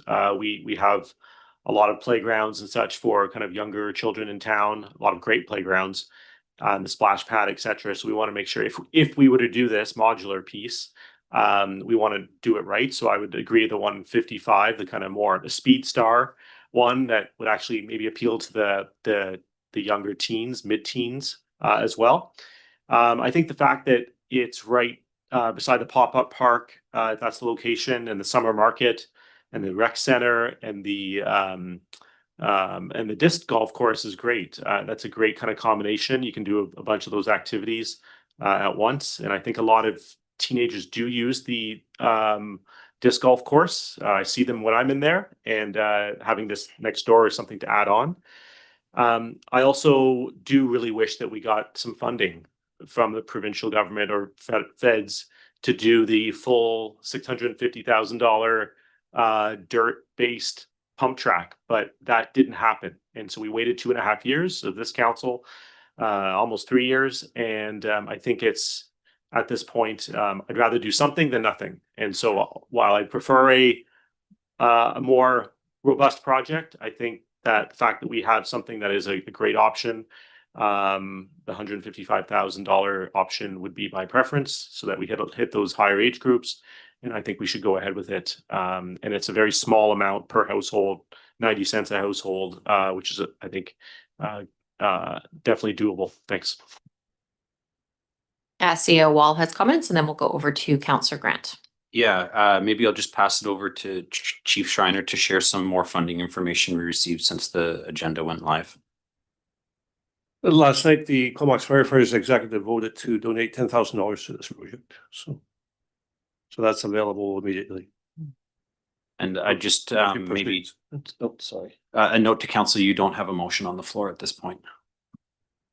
I just want to thank Chief Schreiner. That's new information. So thank you for that $10,000 contribution offer to wherever the discussion lands. I believe we had Councillor Grant, and then we'll go over to Councillor Blacklock. And again, anyone can make a motion for discussion, but we're getting our thoughts out there at the moment. Councillor Grant. Yeah, so I'm looking at the pictures of this, and it doesn't look super skookum to me.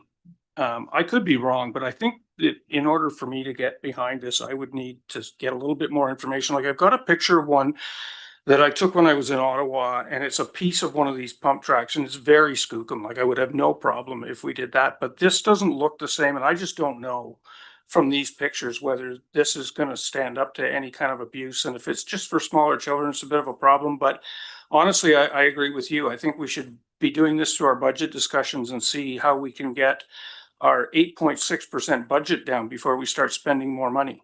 So not saying we shouldn't do it. I think maybe this is just not the right time to be deciding on whether we want it, and I'd like more information on it as well. We're going to get the budget down and get the pump track. Councillor Blacklock. Yeah, looking at these photos on page 143, and I am fortunate enough to be going over to Coquitlam tomorrow on unrelated business, so maybe I'll go by Glen Park and go for a ride. But I actually will go look at it because I'd be interested in getting some more information on this Glen Park one. If I look at the difference between the one in Coquitlam and the one in Saskatchewan, the one in Coquitlam appears to be kind of set in down in the ground a little bit, or it has dirt and grass piled up against it in what this document refers to as safety zones. Whereas the Saskatchewan one, it seems like if you went off the side of that one, you drop down to the ground. So it seems to be sitting on the surface. Given that this is planning to be placed on a field with geothermal pipes underneath it, we probably won't be digging it down, right? So I just wonder if we're going to move it in the winter, then we're probably going to have it above the surface. I just want to know which one am I looking at here when I go to Glen Park in Coquitlam? What is the supplier and what is the how does it relate to the ones that are being proposed in this document? So maybe that's something I can pursue with the parks manager offline. Thank you for that. And again, I just want to really say I appreciate, I know staff has been looking into this for multiple months, and we kind of got the report on Friday. So it's been 4 or 5 days to really make a fast decision on a project that's been on our top project list for 2 or 3 years. So I'm very, very supportive of the location and very, very supportive of pump track or bike skills park. I'm just not quite ready this evening to pass any of those options. So receipt would mean basically continuing this discussion from my perspective. And I'm very excited that we may be getting hopefully a pump track or bike skills park in the near future. Councillor Kerr. I guess since we don't have a motion on the floor, I'll go ahead and make one. I'd like to move alternative number 2, that council approve a budget of 155 for the purchase of the modular pump track as part of the 2026 capital projects budget. And just want to say a thank you to the chief and the Firefighters Association for the 10,000 that would be towards that. So it's 145, not 155. I will second the motion to get that on the floor. And I will say there has been other groups also that have reached out and said they would look at contributing. So I think that number could be flexible. The real question is that the type we're looking at now? We have Councillor Swift. Thank you. And I don't think we should discount corporate sponsorship either. There might be lots of things, people out there that would be willing to help us with this. My only other comment is if we were to do this, it would give us a better idea of the use of it and how much demand there actually was. I mean, we're relying on the youth council to give us the information and also the study, and that came to the top.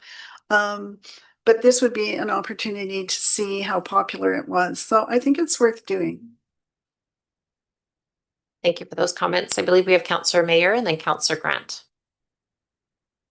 Yeah, I also thank Chief Schreiner and would support like trying to move forward with this idea. It's just a process question. If we vote to move forward with this, it just goes on the budget list. So it's we still have the opportunity to take it off at a future date if we're trying to reduce costs. Thank you. So we have the budget submitted to council later today. The intention of having this item as a standalone report is because we understood that this was going to be a point of discussion that council would want to have along with more information. So the intention is that if council approves this, it will be in the budget and you'll have an opportunity later this meeting, because it's in recommendation number 2 of the budget report. But the idea is that if council passes it into the capital budget, that we will move forward on it. So I would not pass this today if your intention is to have a chance to not do it later. I would only be passing this if you want it included in your budget. And just to make clear, once that budget's passed, you're providing staff direction and authority to go and acquire the items within the budget. It's easier to take something out. Councillor Grant. Yeah, so I was liking your motion to just receive this and go through the budget process and then see where we stand. I'm still concerned about how skookum this is as a track and whether it's gonna wear out fast or whether it's gonna have some legs. And, you know, I have seen these before, and they, some of these modular ones are really good. And I've got a picture of a piece of one that is really substantial. And this doesn't look like that. So I'm just not sure what we have. I've been to communities that have some of these where they've cheaped out and nobody uses them. And so I don't want to get into that. So I would far prefer to be able to put this in the budget and then get some more information as we go along rather than vote it in tonight. Thanks for those comments. And I will just clarify, my motion for, which is not a motion, but my interest to just receive is not based on necessarily whether it fits in the budget. It's really based on that demographic fit. And I'm getting more community feedback and just wanting to have a little bit more time. It's not tied to necessarily our budgetary decisions this evening. But same thoughts. Councillor Hazlitt. I tend to agree. I don't think we're hitting the right demographic with this. There's some really good trails in the northeast corner that I know that are used quite actively, that have something a little bit more age appropriate. I know that we've made some requests along the way, and hopefully those requests that have gone up to the province can amount to us being able to put something more substantial together in the event that we've had some things approved. But I don't think the 155,000, the 115,000, 140,000. I don't think that they are the right fit for what we're trying to do for the demographic.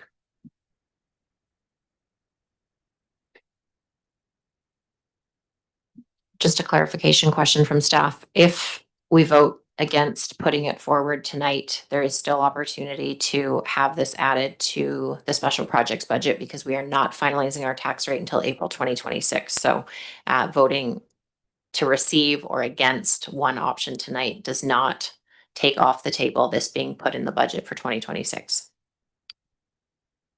Correct. It would go into the capital budget.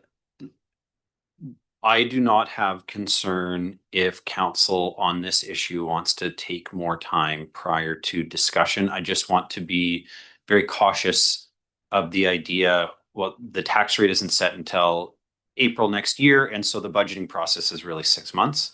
So on a singular item, absolutely. On an overall approach that we're going to continue to add, I would be more concerned about that. But on this item, yes, if you want to take more time, please do so. Special item. Councillor Kerr. You know, that pop-up park, you know, I played a lot of mini golf in my day, and I would say that is not like a high level mini putt track. But you know what? It's super fun.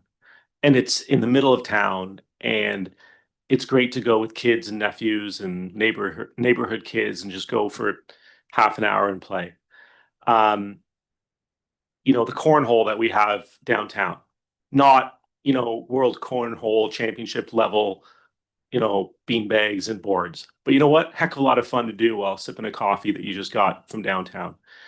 We're not building, you know, the pump track championship of the world facility. What we're trying to do is spend a modest amount of money to put a really fun thing that the town's youth have actually asked for, and that we've actually been dilly-dallying on for the last 2.5 years. We're waiting for grants. It didn't come. We've got a great creative solution brought forth by staff. Let's stop dilly-dallying. Let's do it before our term is up. Let's vote this in tonight, and let's get it up before next summer. Thanks. Very passionate words. Thank you. It's a project I'm very passionate about, and I'm just not prepared to make that motion. So is there any other vote? Is there any other questions or comments before we vote on, I believe it is the council approve a budget of 155,000 for the purchase of a modular pump track as part of the 2026 capital projects budget. All those in favor? Opposed? And that motion is defeated. And We just received this and we can then carry on discussion. I'll just check with staff. So Okay. we've made the motion. If we receive and put it on, I don't know if it makes sense to just receive or receive and put on a future discussion. Right now it's defeated, so staff would not bring this back. If you want this to come back on an agenda in the future for discussion, I would just ask for council motion to have it placed on maybe a meeting in January. Okay, for clarification, is receipt required, or we, by making a motion and it being defeated, that is receipt? Yeah, you receive all the items when you adopt the agenda. So you just need to have the report included in a regular council meeting in January or whenever or Okay, January. and we can leave it, but so receipt's not necessary, Councillor Grant. Okay, so then should I say that I move this to January? And in that report, I'd like to see how stable and well put together this is, so that I know we're not buying a piece of junk. Do you want to give I just wonder if that's enough information for council to. I'll suggest To come up with a good thing right now. Just a little more clarification. I think age, so more. I'll suggest a motion that this that a report on the acquisition of a robust modular pump track targeted for mid to older teens be brought to a regular council meeting in January 2026. Moved. Seconded. Any questions or comments on Councillor Grant's motion? And that would be 3 months from now, if not before.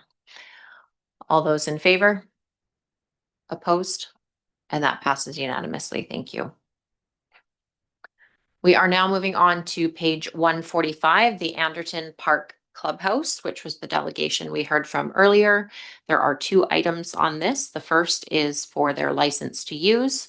The council approved the license to use issued for the Comox Valley Tennis Club for Anderton Park Clubhouse 2025 to 2027. Moved. Seconder? Second.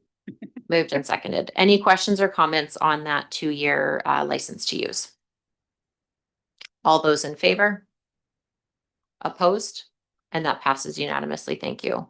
The second item is that council approve a $1,278 annual asset replacement fee to the Comox Valley Tennis Club for their use of Anderton Park Clubhouse, first floor storage and second floor. Moved. It's been moved and seconded, and just clarification over to staff. So from the report, they have been paying hydro, but this fee towards the asset replacement of the actual building is new. And that is what we are looking at this evening with that annual cost. That's correct. We're seeking council direction on what level of asset replacement cost you would want from this group. What the staff recommendation here is 10%. So they would contribute 10% of the annual asset replacement cost of the portion of the building they use. And the other 90% would be coming from the general public. Okay. So that's $5 a member currently that we would be adding to their group. Councillor Blacklock. Sorry, did you say 1278 or 1228?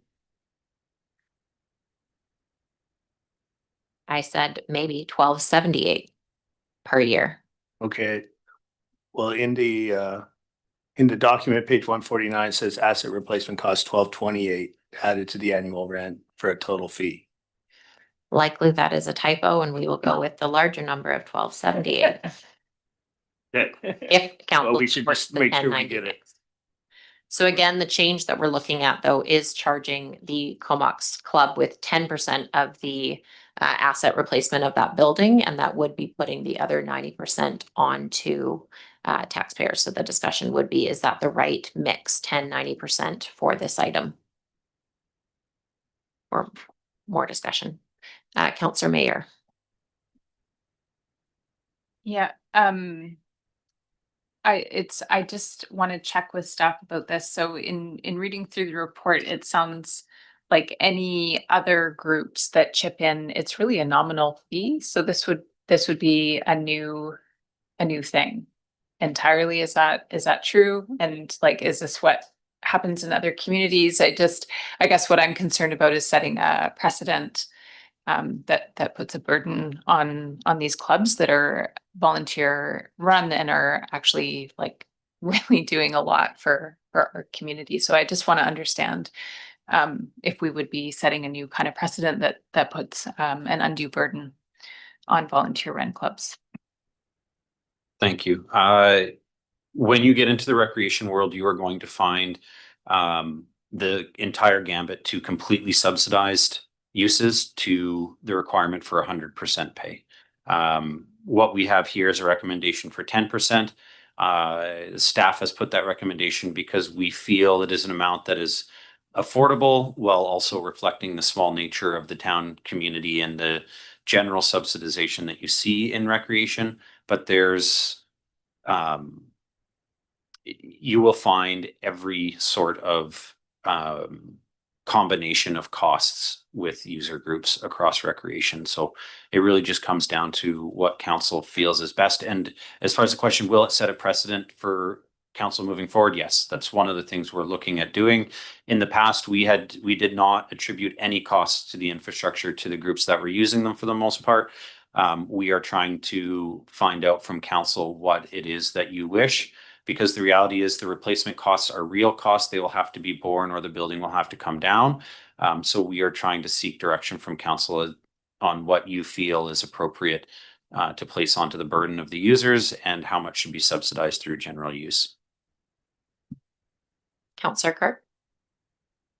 Yeah, I mean, initially I thought, well, why are we only asking for 10% if they use 65% of the building? But I thought about it a little bit more, and you know, the courts are used by many people, and yes, the tennis club members use them a lot, but I would say most of the use of the courts, you know, are from non-members, people that go and play once a month or a few times a year or even multiple times a week, but they never become a member. They go off times, maybe don't participate in the programs.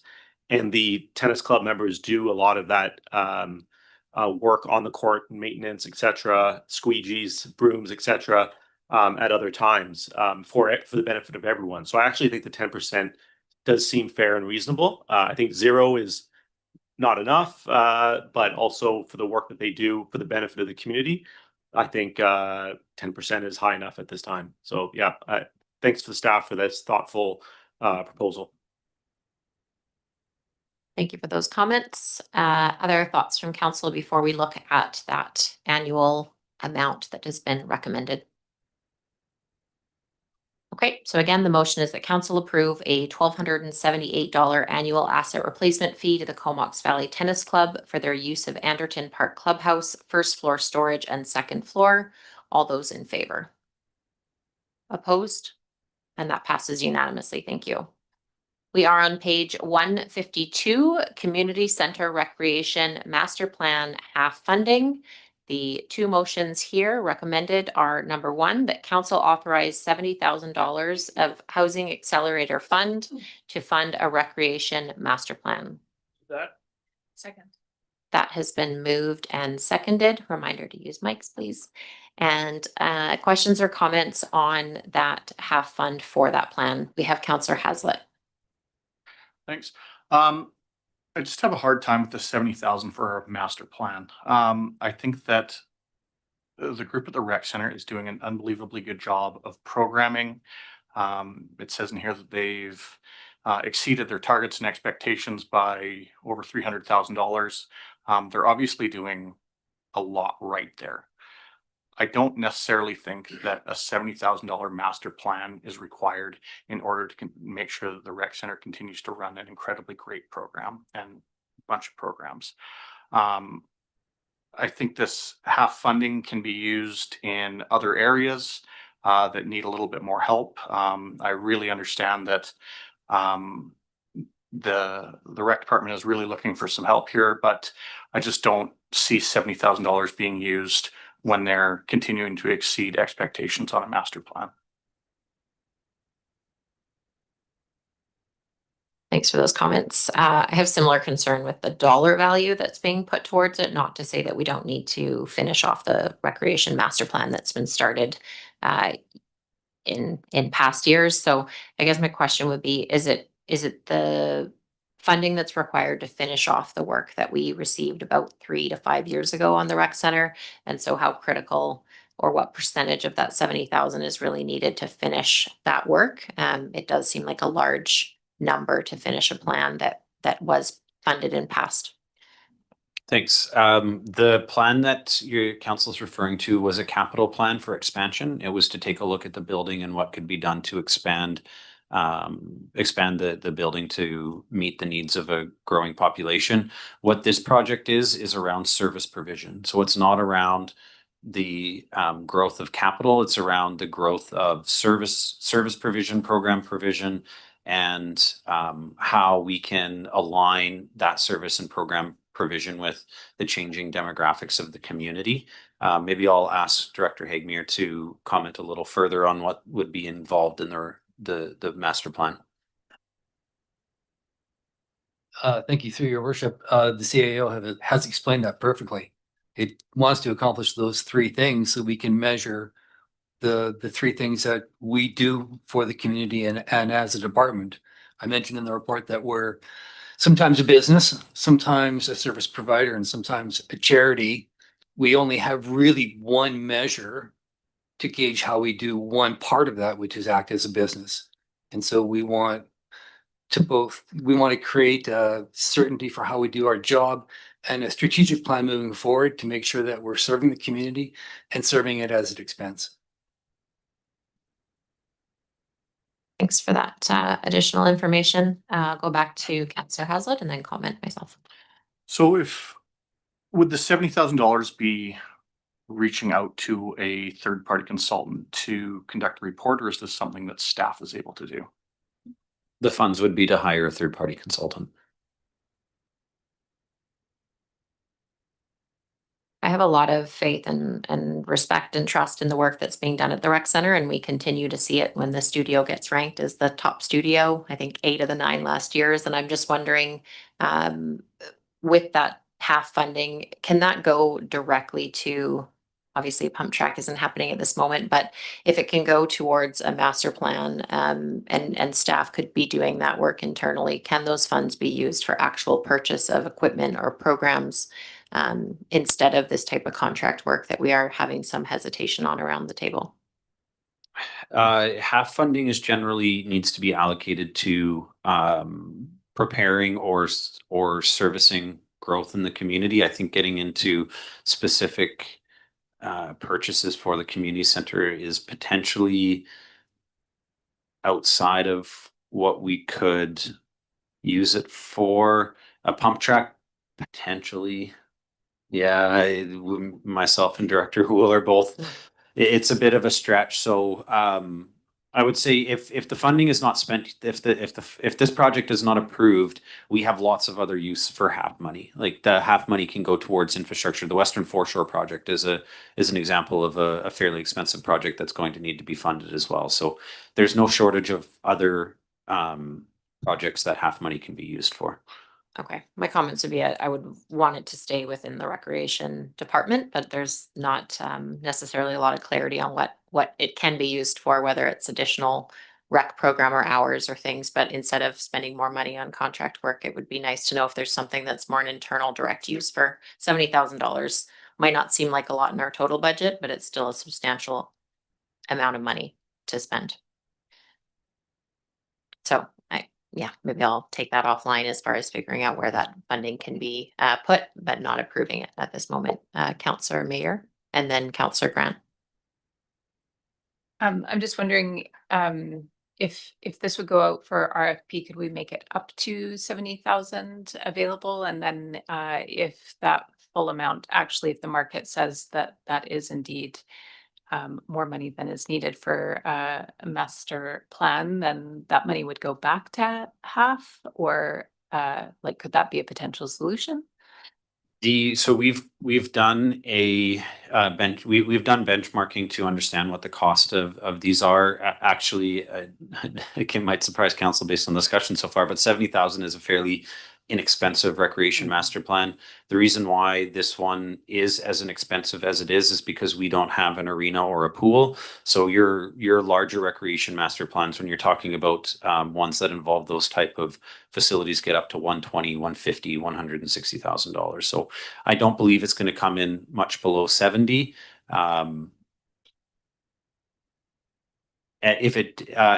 Sorry, I lost my train of thought there.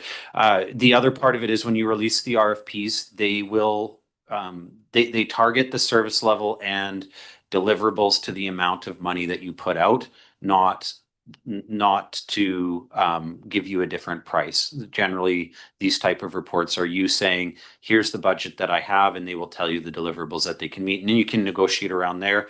But sorry, the idea, if you're hoping that you put it out for 70 and it comes in at 35, I wouldn't move forward if that's the hope. Thank you. Councillor Grant.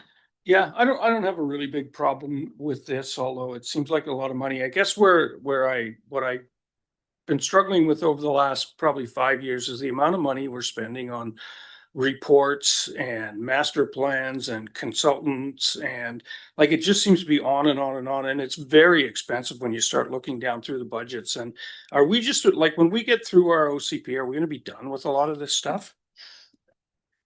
Yeah, we have. I can say that it's been needed. The town has transitioned from trying to do everything based on the expertise of whatever employee we've had in that position at the time, to understanding that we are a large corporation that needs to do future planning.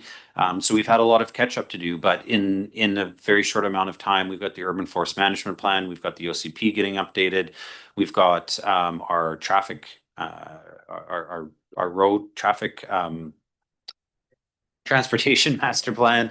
We've got our Parks and Trails master plan. So we've been doing a lot of work to catch up and get ready. There's not going to be the need for a lot of other master plans, although we are getting to the point soon where we're going to need to do an update on our water and sewer servicing master plans. But those are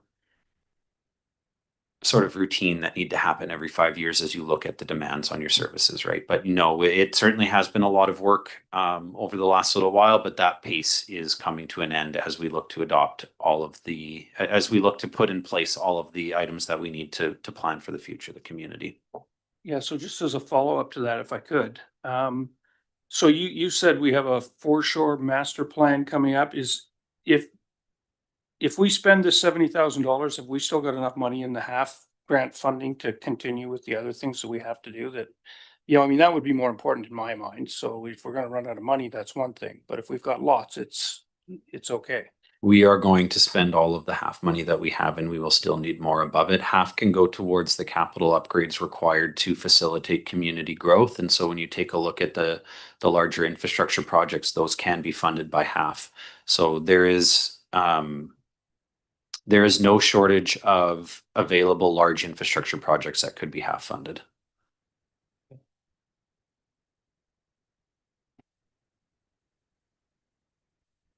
Sounds like we're all a little perplexed. So the motion on the table at the moment is the council authorize 70,000 from the Housing Accelerator Fund to fund a recreation master plan, which looks at the service delivery, not the actual plan that we looked at of the site a couple of years ago. So there's that distinction. CAO Wall, did you want to comment? No, I think that council's managing this discussion correctly. We laid out what this is going to do functionally. Council just needs to decide this is something that's worth putting the money into, or it's something that you feel money, given the other needs, is not appropriate. We'll go to Councillor Swift. Thank you. I'm just wondering, if we did this study, how long we would anticipate it would be good for? Maybe I'll turn that over to Director Hakemeyer. Thank you through the chair. I would hope for 5 to 10 years of value. Councillor Mayor. I just want to say I'm very much in favor actually of making this spend. I know it's easy to see the kind of hard infrastructure, and I see this as kind of the softer side that is equally important. And the recreation services is very important to a healthy, connected community. So I'm in favor. Thank you. Just a question to staff, on that dollar value of 70,000 where it gets selected, like my concern or thoughts, again, you're saying it's not a lot of money, but for a town of 15,000 and for where we're at, with the other plans that were needed, what would it do if that number was a different number, like 40 or 50,000, and we allocated the other 20 or 30,000 towards some of the other, foreshore water sewer plans that are coming? We just are really getting a lot of plans here on the table. Yeah, I so just to make sure I'm being clear, $70,000 is a lot of money. $70,000 in the context of recreation master plans is on the cheaper side. What would happen with a full $70,000 recreation master plan is you're going to go through a process that involves your community consultation. You're going to have a lot of involvement in the creation of the document. That's what you hope at the end of it is going to be reflective of what the community needs and the services they want to provide. If you were to say put 30,000 or go, Director Hadmere, what was the original budget? 40? Yes. Then what you're talking about is getting some consultants in to do, some surveys, taking a look at your demographics and providing some recommendations on things that you should be looking out for in the future. It really just comes down to what council wants to do here. If you feel it's a worthwhile investment, it's something that can be done. If not, I think that's okay as well. Okay, thank you for that clarification. That's helpful. We have Councillor Kerr. Yeah, I just want to say I'm in favor of this as well. I mean, if I look at page 153, kind of what the point of the master plan would be, to assess community needs, participation trends, and the scope of services provided. To hear that there'd be community input makes it even more in the positive for me. Looking at demographic data recently, the percentage of people over 80 in Comox is going from 8% to 12% in the next 10 years. So that really has an impact on things, like our recreation services and programs offered, perhaps even fee structures. So I think taking that 5 to 10 year look out in the future is really important. And as we're doing the sewer and water and development and all the other different master plans, I think this is an important piece of the puzzle. Thank you for that. I am going to vote against, as I'd be in favor of reducing that number and continuing to do the recreation master plan, but potentially with a smaller scope of the actual project, and knowing that we're looking at these 7 to 8% increases year over year over year. And I know they don't all directly correlate, but we have to start looking at these and how to shrink the numbers somewhere. So Councillor Haslett. Thank you. It's not necessarily the plan that I have the problem with. It's sending the money out to a third-party contractor and the deliverables that we get back. Staff can put out a Facebook page saying, what would you like to see in the rec center? Staff can put up a bulletin board or a message board at the rec center or at other facilities around saying, what would you like to see in the next 10 years at your rec center? How do you want your community to grow?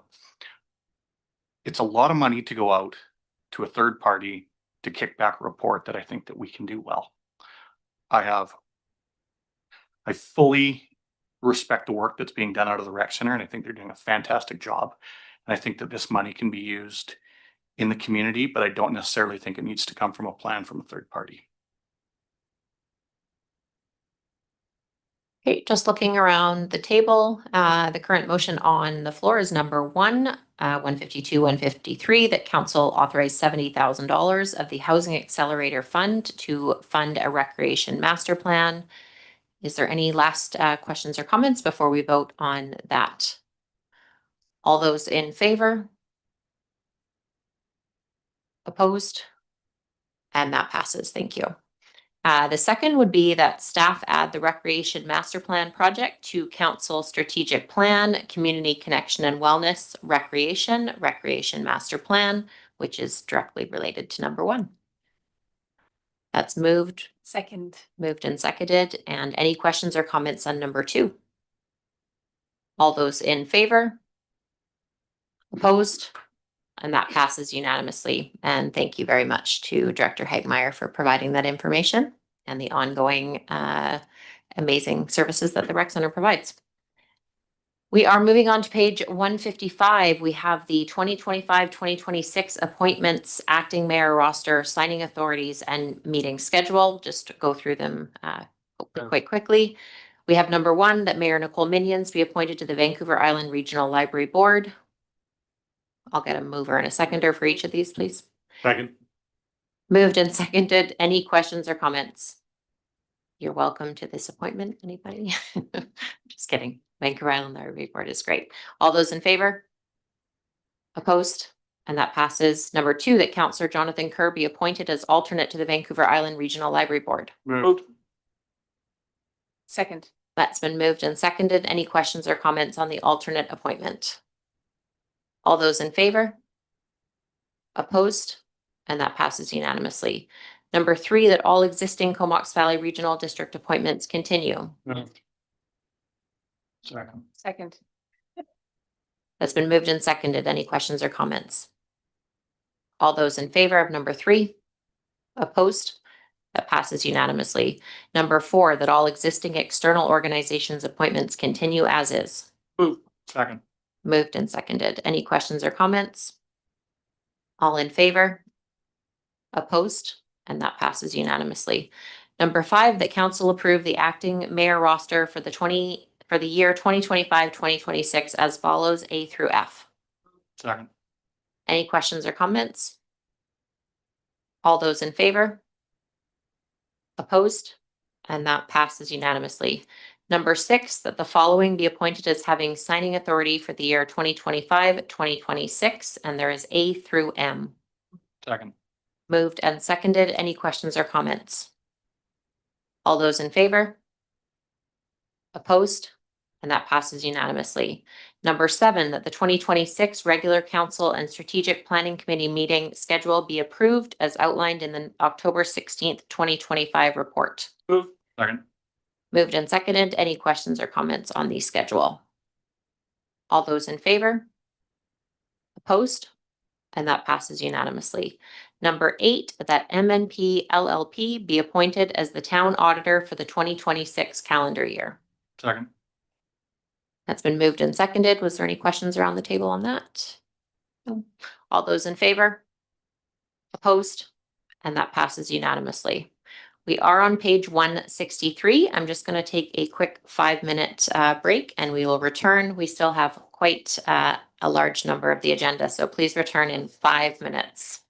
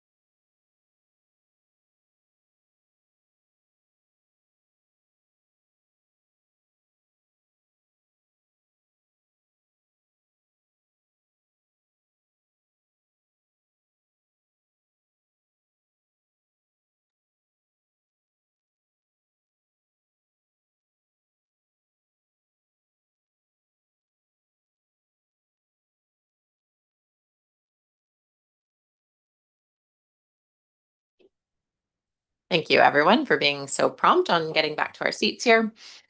We are on page 163. We have the Town of Comox staff holiday event, and there is a staff recommendation there.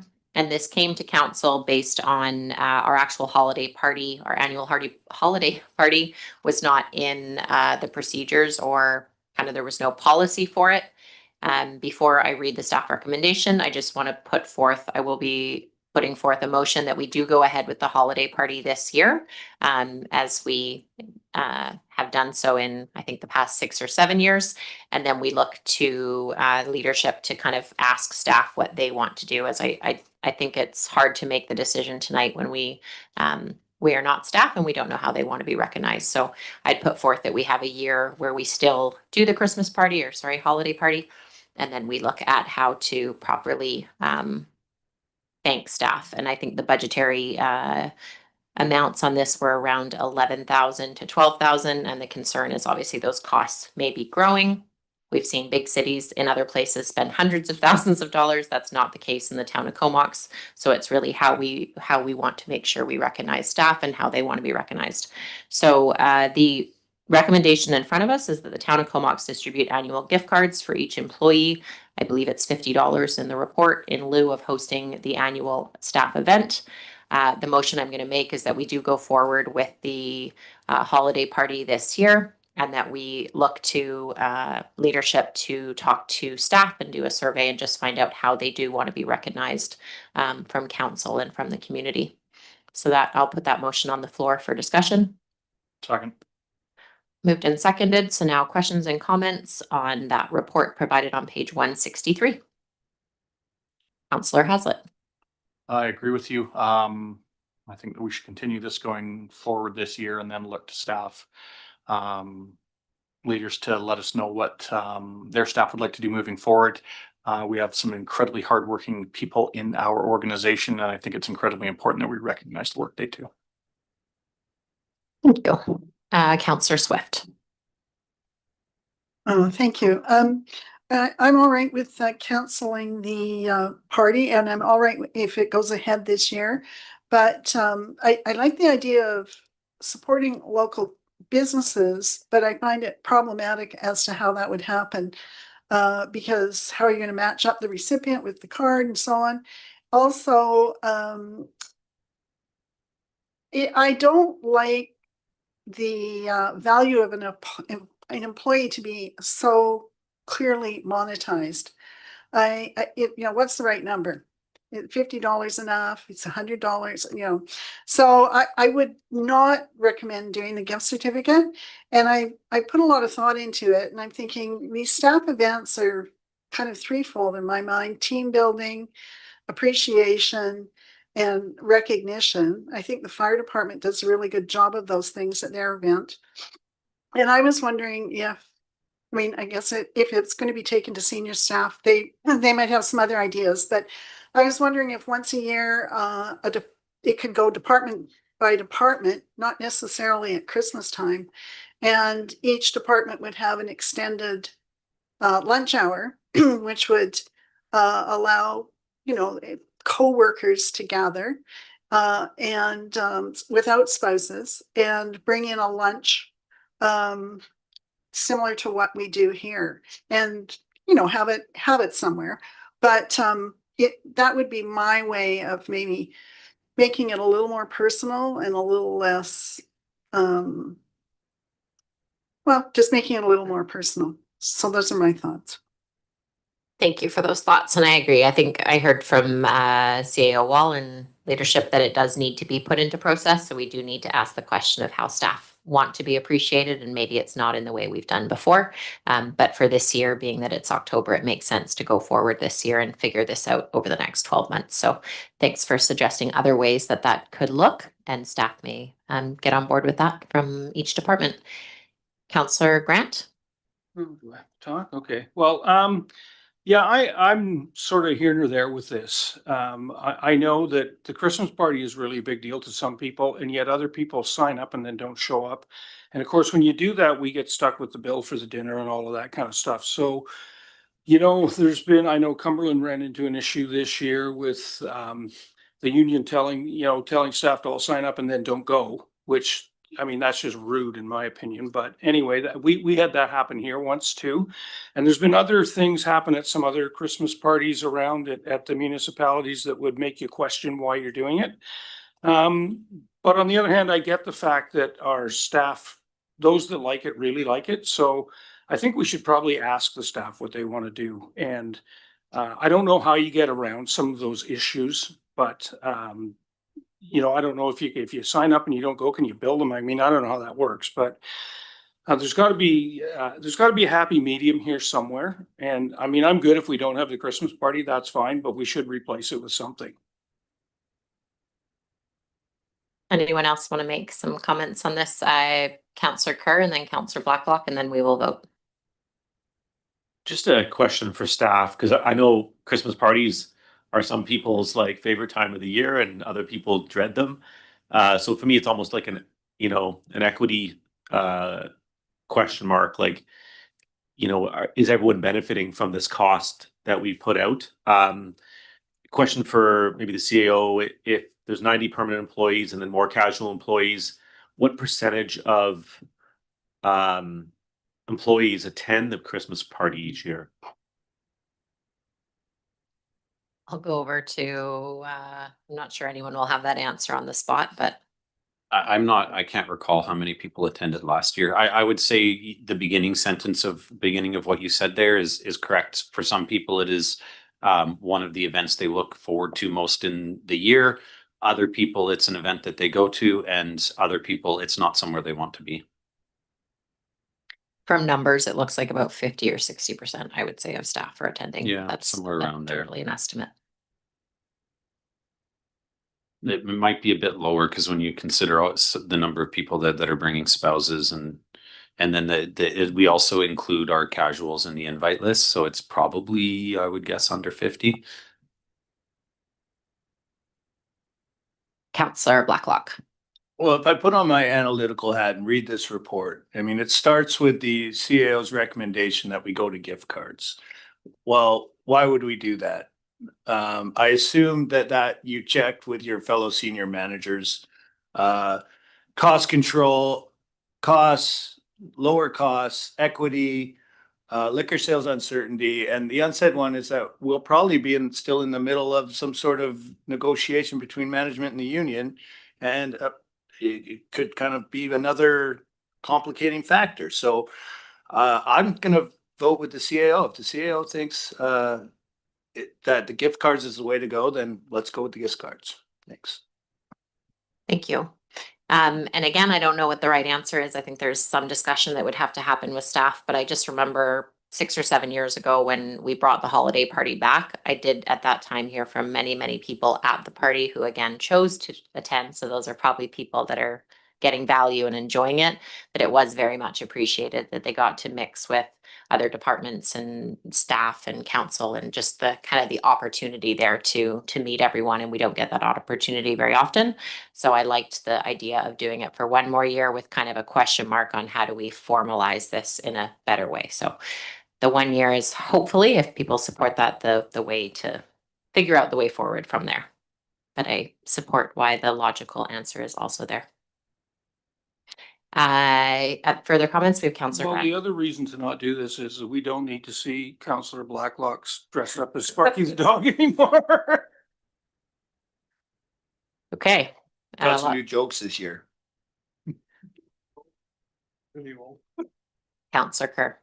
I mean, again, booking and catering and all that stuff would have to be done soon if we were to host it.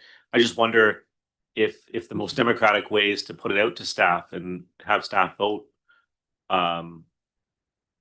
through a quick online survey or something where everyone can or email back their department manager and we say 80% want this or that would give us an answer. And then we could proceed that way. I don't know if we have time, but I'll wait for staff. I would say if we could just have it on the save the date that goes out, if there's some way of if we have to pass a certain threshold to make sure to go forward to not put the money out there and not get spent. But I would still really support the 1 year as I don't want it to be a lot of work before the actual planning has to start. So perhaps it can get booked into the work plan for this year, that if a number of people are not attending, then maybe it gets canceled, but I'll go to CAO Wall for comment. I think that the motion that we have on the floor, if that's what you're looking to do, Councillor Kerr, that we continue with the motion on the floor and not try and do an employee survey or feedback process to determine it this year, but rather we would just hold it this year, do the feedback, get the survey, and then make a policy decision for next year. So if you want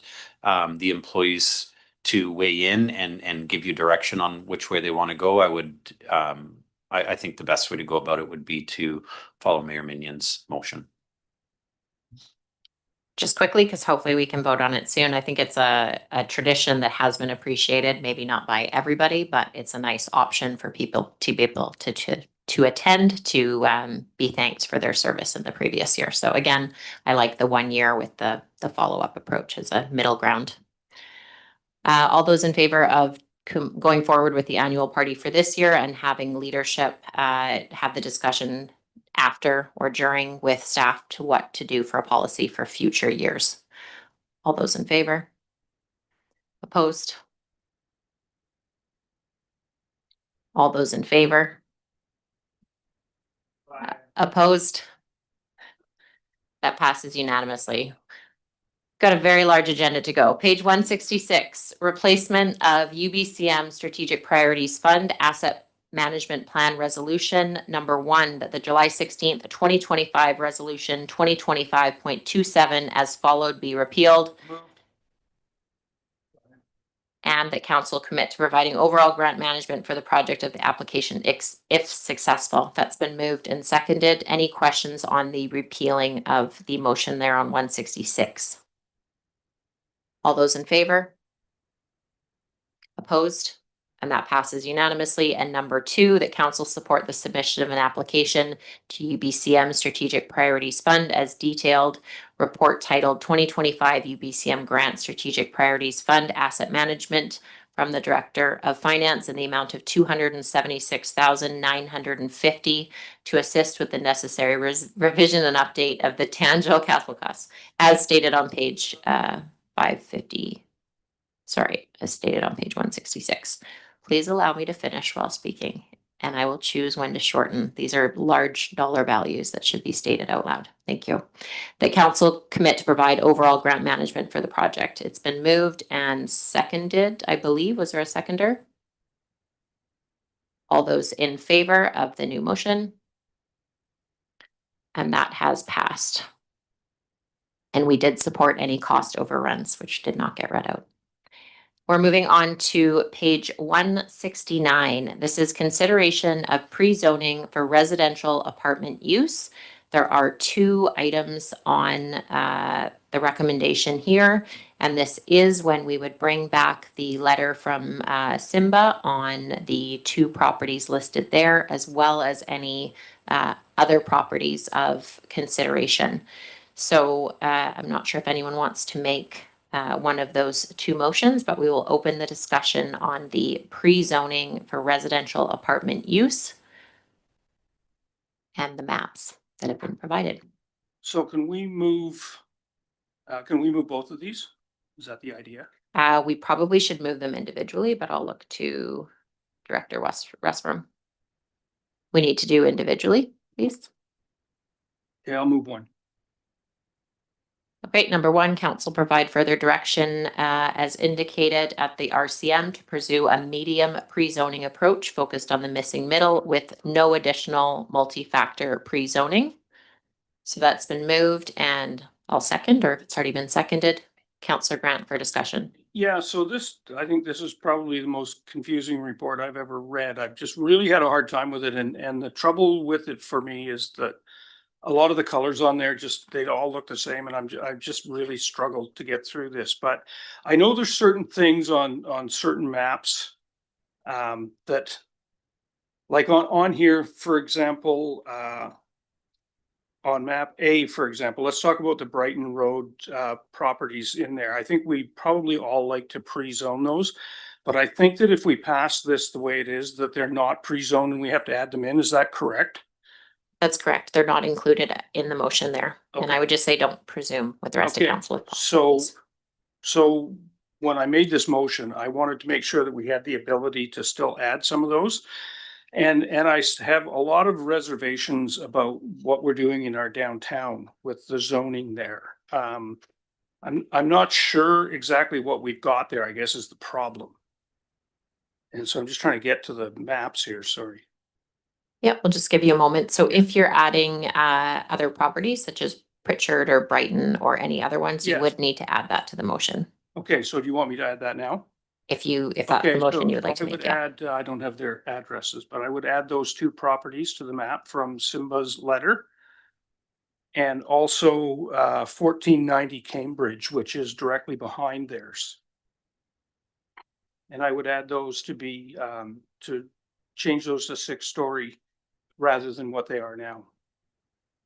As Councillor Grant is looking for the map that he has some questions on in the downtown, can we get staff just to have a motion that has those addresses included? So when we get to the point of voting, it's very clear on Yeah. which properties we're talking about. There's the two from the letter as well as now another one from Cambridge, I believe. has been Yeah, so mentioned. what I'm looking at on those would be mid-rise residential, which would be up on the top of Pritchard, and it's the they would be the 6-story buildings. Now, what I understand here is the only ones that are actually included are the ones that have the darker border. And the reason I'm bringing this up is because these don't have that darker border. So I'm not sure when I look at this, whether those are actually already decided to be pre-zoned or if we have to actually look and get the darker border around them to get. They're them not to the currently pre-zoned, so in Yeah. a motion, you would Okay, add so that- any items for pre-zone and we'll so just that- make sure we so get I'd the like to clear add those addresses. 3 addresses. Can you, for clarification to staff, say the two from the letter and what was the third one? I think I've got it. It's 1490 Cambridge. Yeah, so what Counselor, I would say, did anything get seconded so far? Yeah.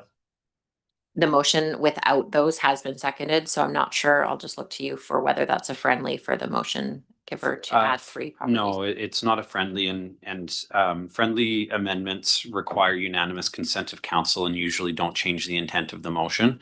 Right now, you have direction not to do any additional multifamily pre-zoning. There is an alternative recommendation number 4 that council directs staff to proceed with pre-zoning 1630 Brighton Road and 1000 Pritchard Road for multifamily apartment mixed use. What I would suggest, if that's the direction council wants to go, defeat the motion you have on the floor and then move the alternative with the additional property on Cambridge and change it to mid-rise apartment mixed use. Okay. And then we will note moving forward, because I think we have that area identified in the OCP for low rise. Is that correct, Director Hoop? Yeah, it's for 4 stories at the current time. We have too many mics on. Yeah. Oh, sorry.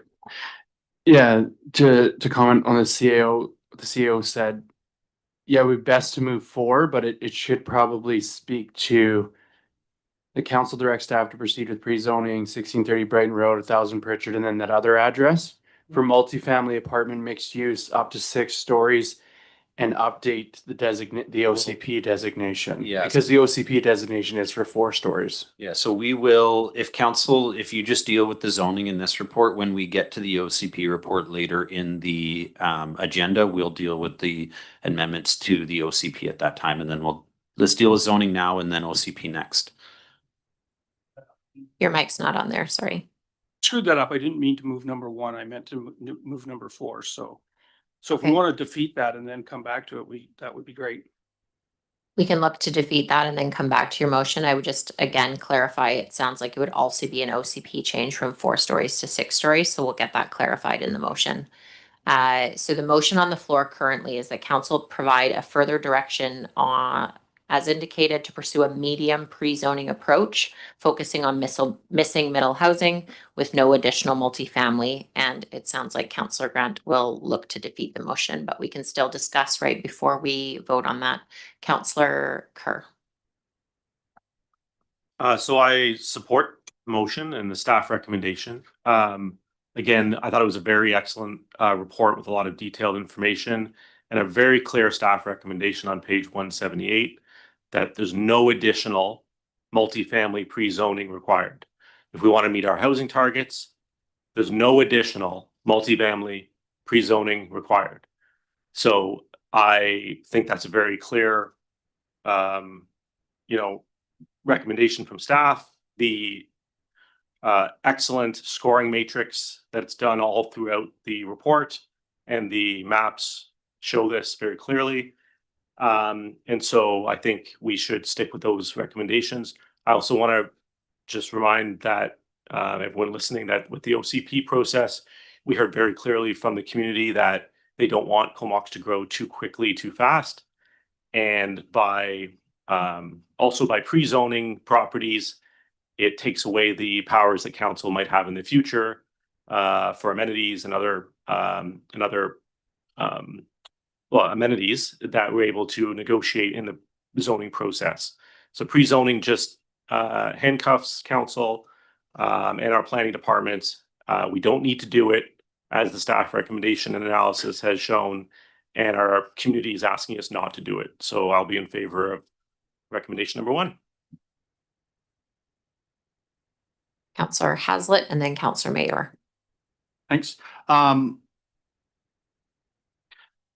There's definitely a few things in here that kind of had me going back and forth. At the end of the day, one of the biggest things that I look at with the pre-zoning is, and staff, please correct me if I'm wrong, but if it matches with the OCP and it's pre-zoned for the property, we still have to get a development permit. And at that point, staff can weigh in on whether or not they like the form and character of the building. They can decide whether or not they think it's a fit for the community and the neighborhood, correct? That's correct. So the difference between the DP issuance and zoning issuance is zoning is a decision of council, which you have basically unfettered ability to decide on. If you have zoning and you have the OCP, development permits must be issued so long as the conditions are met. Thank you. So that kind of brings me to my second point. We have got a huge list of DCC and ACC projects that are coming up, and at this point, almost nothing is being built. In the last 3.5 years or 3 years, we've seen a lot of projects come across our table, and we haven't seen a lot of projects go. These DCCs and ACCs are there to fund town halls, rec centers, sewer projects, the infrastructure that our community needs. And I think that it's important that we get to the point where we're having buildings happen. If we don't do that, we're going to continue to see projects come across our table that we need to update the infrastructure. Like, again, the rec center needs to grow, or we need a new town hall, and these things do not cost an inconsiderable amount of money. I think it's really important that we start to look at where we're going to be able to build. Looking at these maps, there's a lot of different properties out there where I don't think anything's going to be built for 20 or 30 years, if anything's going to be built, because of either the houses that are on it right now, what's going to be required through amalgamation of properties. Conditions aren't good for builders right now. I don't believe we're going to get this overwhelming flood of properties that are going to come in and change the community. We're looking at a large outline of what we want the community to look like in the next 20 years. We have to redo an OCP every 5 years to make sure that it is growing with the community the way they want it. And I think that we need to make sure that we're able to get some of this money coming in from the developers, from the development cost charges and the amenity cost charges, so that we can further to grow our community and replace the infrastructure we need. So we're not just relying on taxpayers to come in and foot the bill for a lot of these things. Also, I'm a little bit curious on what some of these properties mean for taxes to the community. If we have someone come in and say that the Pritchard Brighton area develops out as we think it may, then what does that do for taxes in the community? Does that adding 500 units or 250 units or whatever it may be, obviously that's going to inject a fair bit of money into us. So that's going to be helpful in us lowering taxes. That's a big thing that we've had a problem with for the last few years. And it's continuing to go up. And if we don't have people come into our community and build, we're going to continue to have the 6,700, 6,500 owners of properties right now footing the bill for everything. Anyway, end of rant. There was a chart a few years ago that said what the injection would be, and with multifamily, it was definitely a couple $1 million in that area. Other questions or comments from council? Again, the motion maker sounds like he was looking at possible defeat of the motion to propose another motion, but it is still on the floor. Councillor Mayer. Thanks.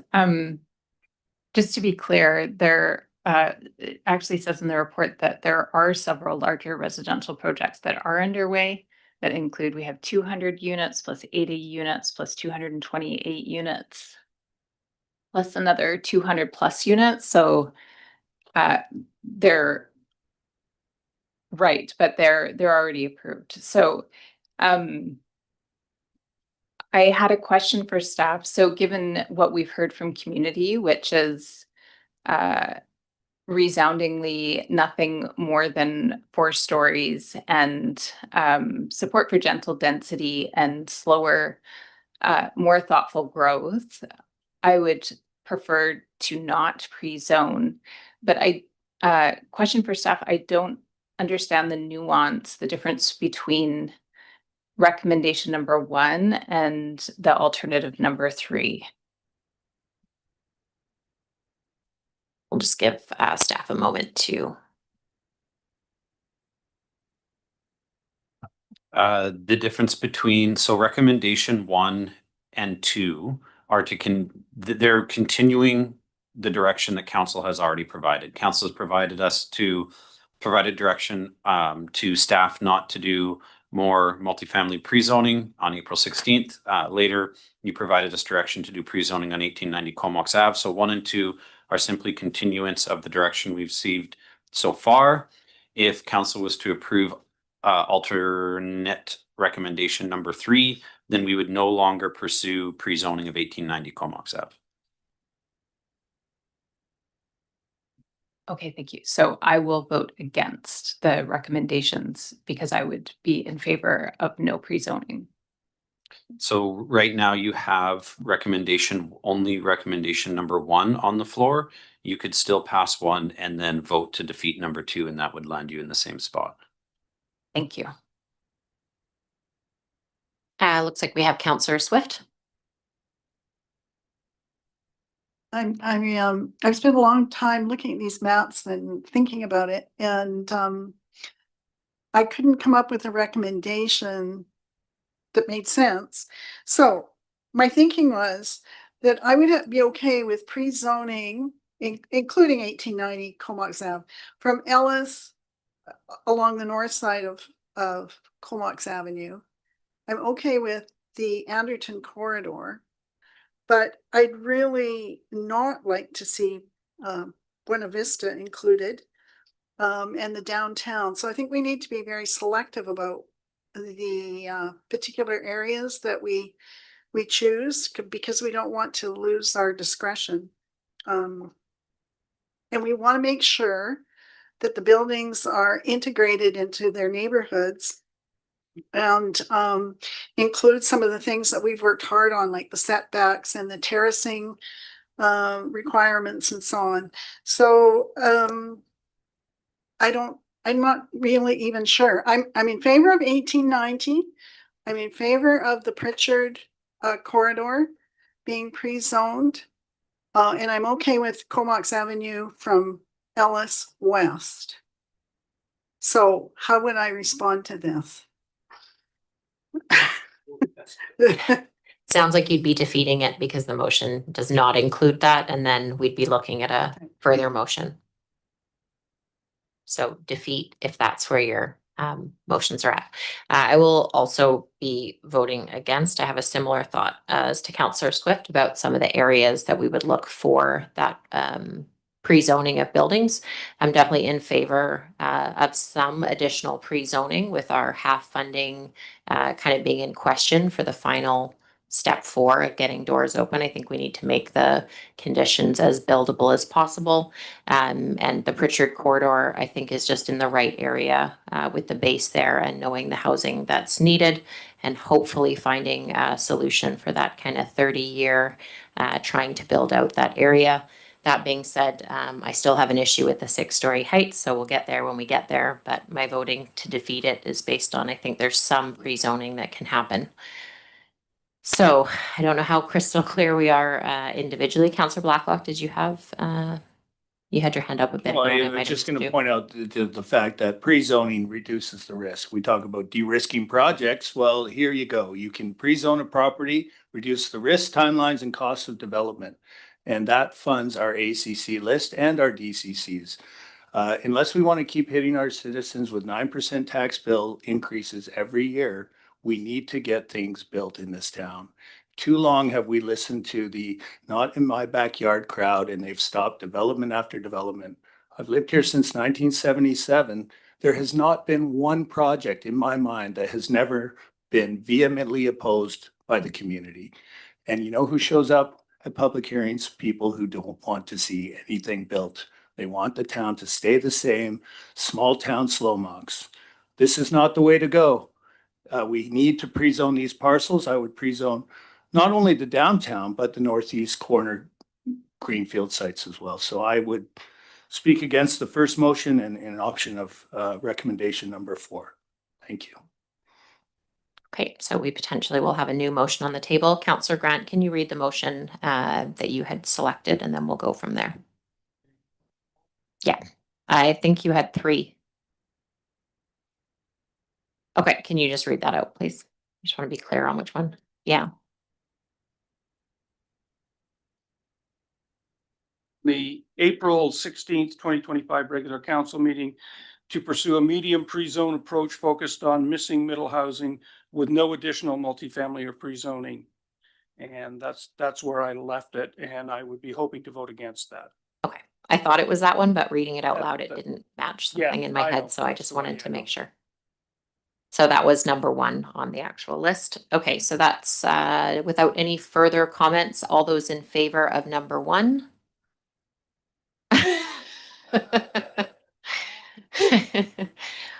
Number 1 is on the table. All those in favor of number 1?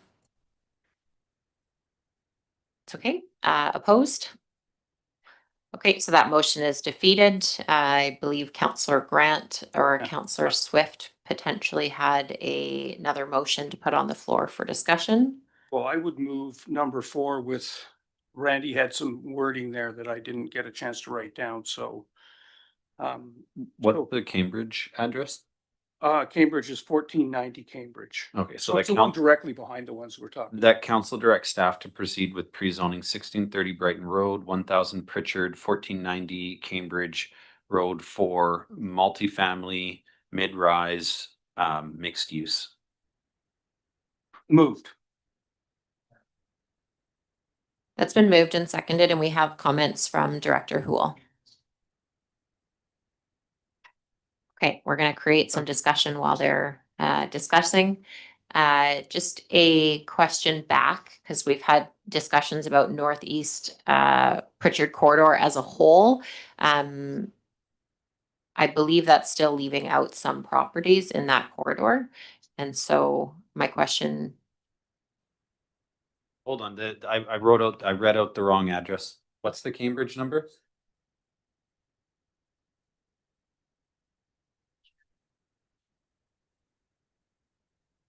Can you use your mic, and we'll let, this has It's been a 16. long day for me. I've been in union negotiations all day too. My brain So- is melting. We'll have staff read out the motion for me, please. Thanks. Do you have it on your? please also include the stories when you use the selection, just so everyone's really clear on what we're voting on. So it would be number 4, that council directs staff to proceed with pre-zoning 1603 Brighton Road, not 1630 as written. So 1603 Brighton, 1000 Pritchard, and 1490 Cambridge Road. For multifamily, mid-rise apartment mixed use. Which would be up to 6 stories, correct? Okay, so the motion on the floor is for those 3 specific properties to be considered. We have discussion CAO Wall, do you have further points? Yeah, just want to make clear to council, if you pass this motion, you're going to need to amend the OCP when we get to that point. So this is a change to increase the heights than what has been included in the OCP map so far. So can I ask a question? If we only went to 4 stories rather than 6, would that mitigate all of that?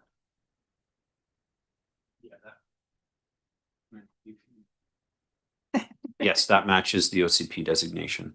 So either if this motion passes as is, when we get to the OCP report, we need to make that amendment as well. Because I would be happy with the 4-story piece on as well. I picked 6 because it's bigger, but I'm happy with 4 as well, so.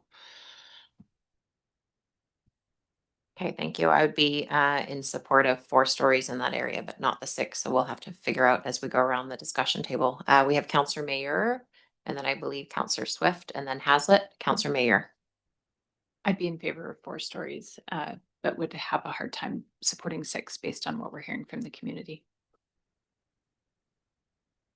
We have Councillor Swift and then Councillor Hazlet. Thank you. Are we certain we want to make it mixed use? That's my question.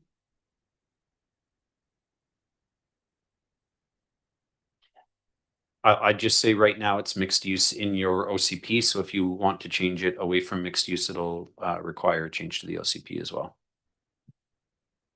Right, so An applicant could also change, look for a rezone to do all residential from the OCP amendment. Once you get to the OCP, if you make an application for an OCP amendment, the OCP amendment can be for anything. With what we have in the OCP right now, there is a mandatory commercial component for properties that front Pritchard. Councillor Hazlet. Just around the pre-zoning, obviously maps A, B, and C were quite different. Question of staff is, what was the criteria for the different bordered properties? Like if you looked at some on Bona Vista, there were certain ones that were chosen and not others. Same with Comox Ave, same with the Henderson corridor. It just didn't seem like it matched up. They all were substantially different. So the maps A, B, and C are taking different approaches as whether or not you want them all in one area, you want them spread out. And then as far as the specific properties go, there is a scoring matrix throughout the report that details how each property was scored. And we took the higher scoring ones depending on either scenario A, B, or C. Okay, thank you. Okay, while I'm looking around for questions, can we just get the motion read out one more time with the 3 addresses and the stories, just so everyone is really clear about what we're debating? I will defer to Director Houle.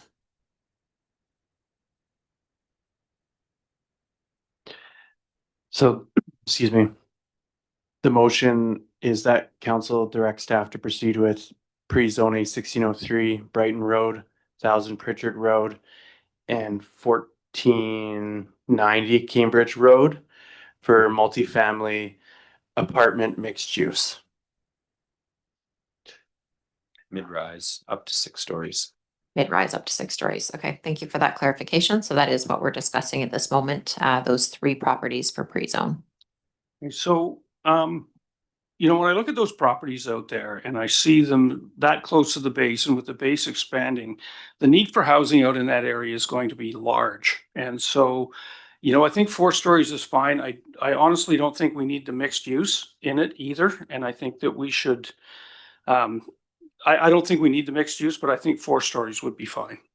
I think we need more housing rather than mixed use out there. I think I would agree. So we may need to defeat the motion, as I don't think that's actually adding 2 stories or taking away 2 stories is not friendly, but we'll go to Councillor Mayor and then we'll look around the table for further. Just a question to staff.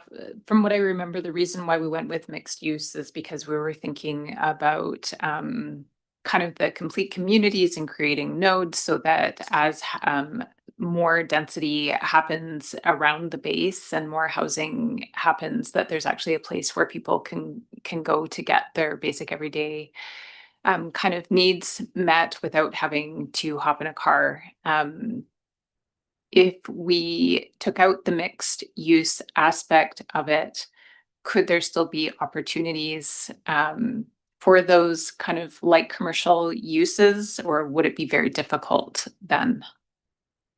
If you change your OCP designation to remove mixed use, then you would not allow commercial uses in those areas. The mixed use designation in general does not require a commercial component. However, along the Pritchard corridor, the OCP calls for mandatory commercial on properties fronting Pritchard. So the properties that front Pritchard would need to have commercial. There's other language in there for mandatory commercial at some of our major intersections. The reason for this is council, through a number of reports, has directed staff to find more commercial and industrial land.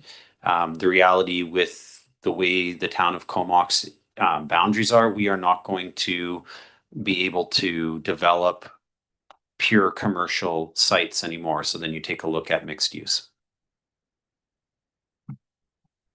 I believe we had Councillor Hazlitt next. Nope. Okay, so we're looking at pre-zoning of 3 properties at 6 stories. We have Councillor Blacklock. I would just for clarification, I would support, if there is no appetite for up to 6 stories, I would support 4 stories, but I do agree with Councillor Mayor that we need mixed uses at grade level, especially fronting Pritchard. Okay, so some discussion on that. Councillor Grant, do you Well, want it to sounds speak to to me the like motion? I've screwed this up again, so I think we would probably have to defeat this motion and then bring it back again with the 4 stories and not the mixed use would be would be what I would like to see.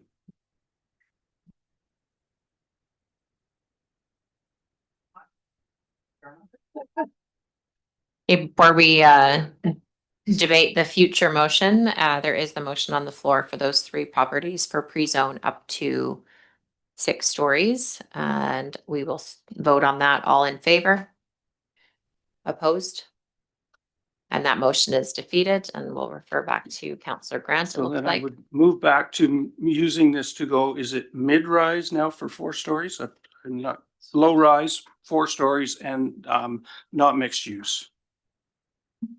Second for discussion. Thank you. I'm pretty sure I know the answer to this, but on some of those properties like Brighton and areas where potentially it could be 2-story townhouse, that doesn't disclude them for having a pre-zone for multifamily up to 4 stories low rise. Townhouses could potentially be one of the uses of low rise. I'll go to Director Houle. Yes, that's correct. You would be able to sell your townhouses. Just a question, with the zoning not having been finalized, is there the potential that minimum densities may be included in the final zones before they're adopted?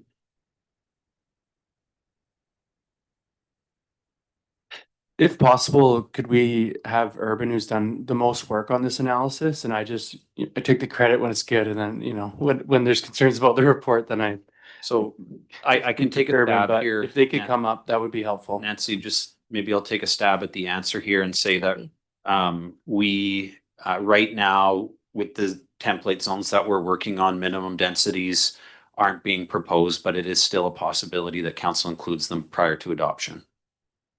Is that right? Through the chair, that would be a fair assessment, and we will take council's direction today and infuse it into the zoning bylaw as our team's going to review this direction and amend the zones accordingly. This time, we don't have minimum densities, but we still can have townhouse and apartments as allowable uses in this area. So I just want to we're doing so much right now. I just want to say the decision on what the zones are going to look like, the exact parameters of what the zones are going to look like are still being developed and will be submitted to council. We are not right now proposing to include minimum densities in these zones, but that is a decision and power of council when you are setting the zoning. So the question, can it be that you have, duplexes within the low-rise zones? that will be a decision that council makes in the future. Okay, perfect. And for me, I was asking from a position of wanting flexibility for whatever the housing needs may come out of in future. Counselor Hazlet. For clarification, did you say that Pritchard needed to have mixed use for buildings fronting it? The OCP right now calls for mandatory commercial for those units fronting Pritchard. So the units not fronting Pritchard would be a decision made by the developer whether or not they want to include commercial, but the units fronting Pritchard would be mandatory commercial. Just a question over to planning, in support of pre-zoning in that area to try to generate growth there.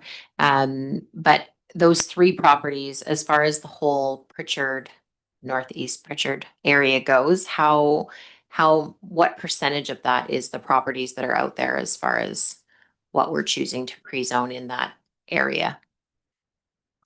We'd have to do further analysis to go back to, because you can't just take the total square. Even if we could pull up the size of the parcels, you need to also factor in the 23 meter contour and where that drops off. So that would require another staff report. Okay, but when we're voting on this, it is a portion of that area. We are not pre-zoning that whole area, so it's something we need to consider. And we still can pre-zone after tonight's meeting, is that correct? It's getting close to needing finalization, but No, you can pre-zone at any time. The OCP needs to be dealt with very soon, but as far as pre-zoning, you could pre-zone anytime. Thank you. It's actually helpful. Didn't realize that. Okay, so we have the Counselor Swift. My question is around the mixed use because I can see the value of having the mixed use in that area. But somewhere in one of these reports, it talks about if it's not financially viable, that they can apply to not have it mixed use. Is that That's correct. Yes. Thanks for pointing that out. So I believe we have it being 6 stories on the motion. Is that 4? We We've got changed it to 4. 4. Okay, Yeah. thank you. The motion on the floor is for 4 stories residential only.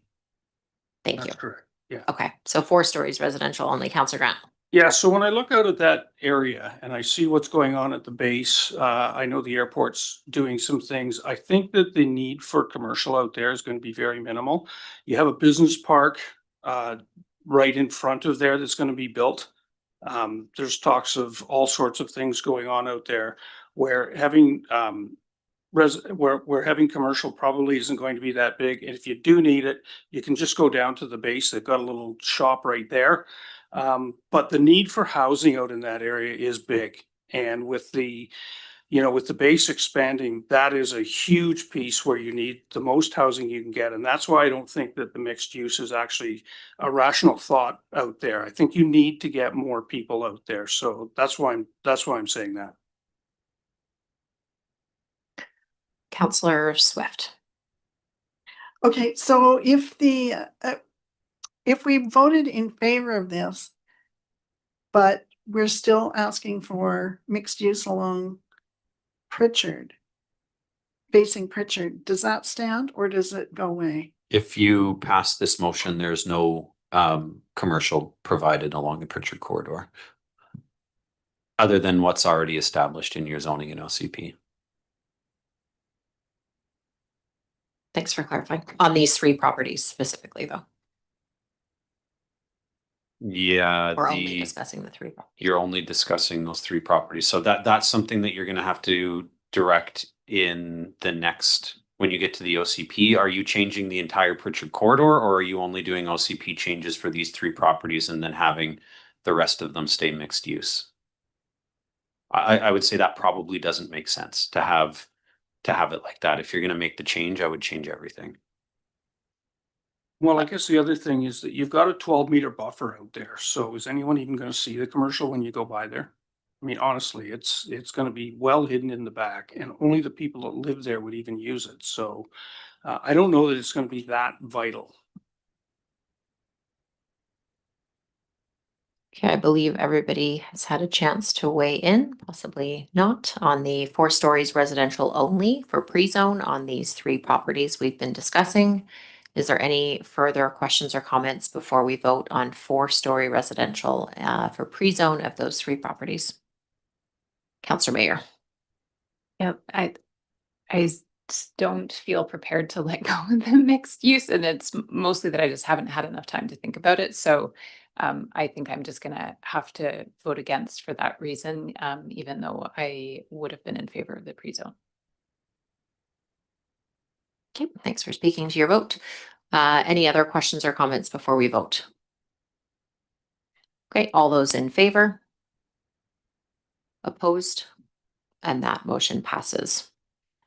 The other item number 2, unless there's further motions between that, is that council provide direction for pre-zoning of 1890 Comox Ave to allow for multifamily apartment use up to 6 stories in height.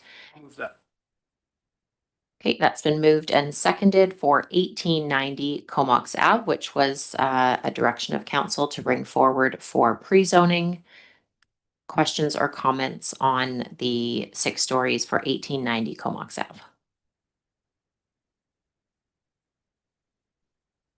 I am in favor of a pre-zone in this location, but I am not in favor of the 6-story height, so I will be voting against based on the height.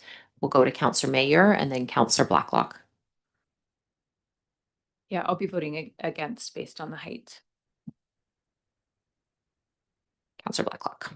You know, in speaking with the development community and those of us who had the pleasure of attending an open house event put on by the city of Courtenay this week, will remember that a lot of the development community in the room spoke of the fact that seismic codes prevent a lot of builders from currently going to 6 floors anyway. Of course, you can only go wood frame up to 6 stories, and the difference in going from 5 to 6 stories in terms of seismic codes is rarely worth the extra investment in terms of a pro forma or feasibility analysis of the project. So for that reason, I really think up to 6 stories in the OCP is not going to be an issue for us in the downtown area, and I would speak in favor of the pre-zone of 1890 Comox Avenue. Okay, thank you. Councillor Hazlett and then Swift. I'm in favor of the motion. I think this is going to bring much needed residents to our downtown core and really promote more vibrancy in that area, which we said that was a big priority for us. Councillor Swift. Thank you. This is a question for the planning department. The current apartment buildings that are now there on Comox Avenue have considerable setbacks from Comox Avenue. And would this building be subject to those same setbacks? Through the chair to Councillor Swift, no, they wouldn't be. In this zone, a minimum setback would probably be only 3 to 6 meters, and those are back quite a fair ways.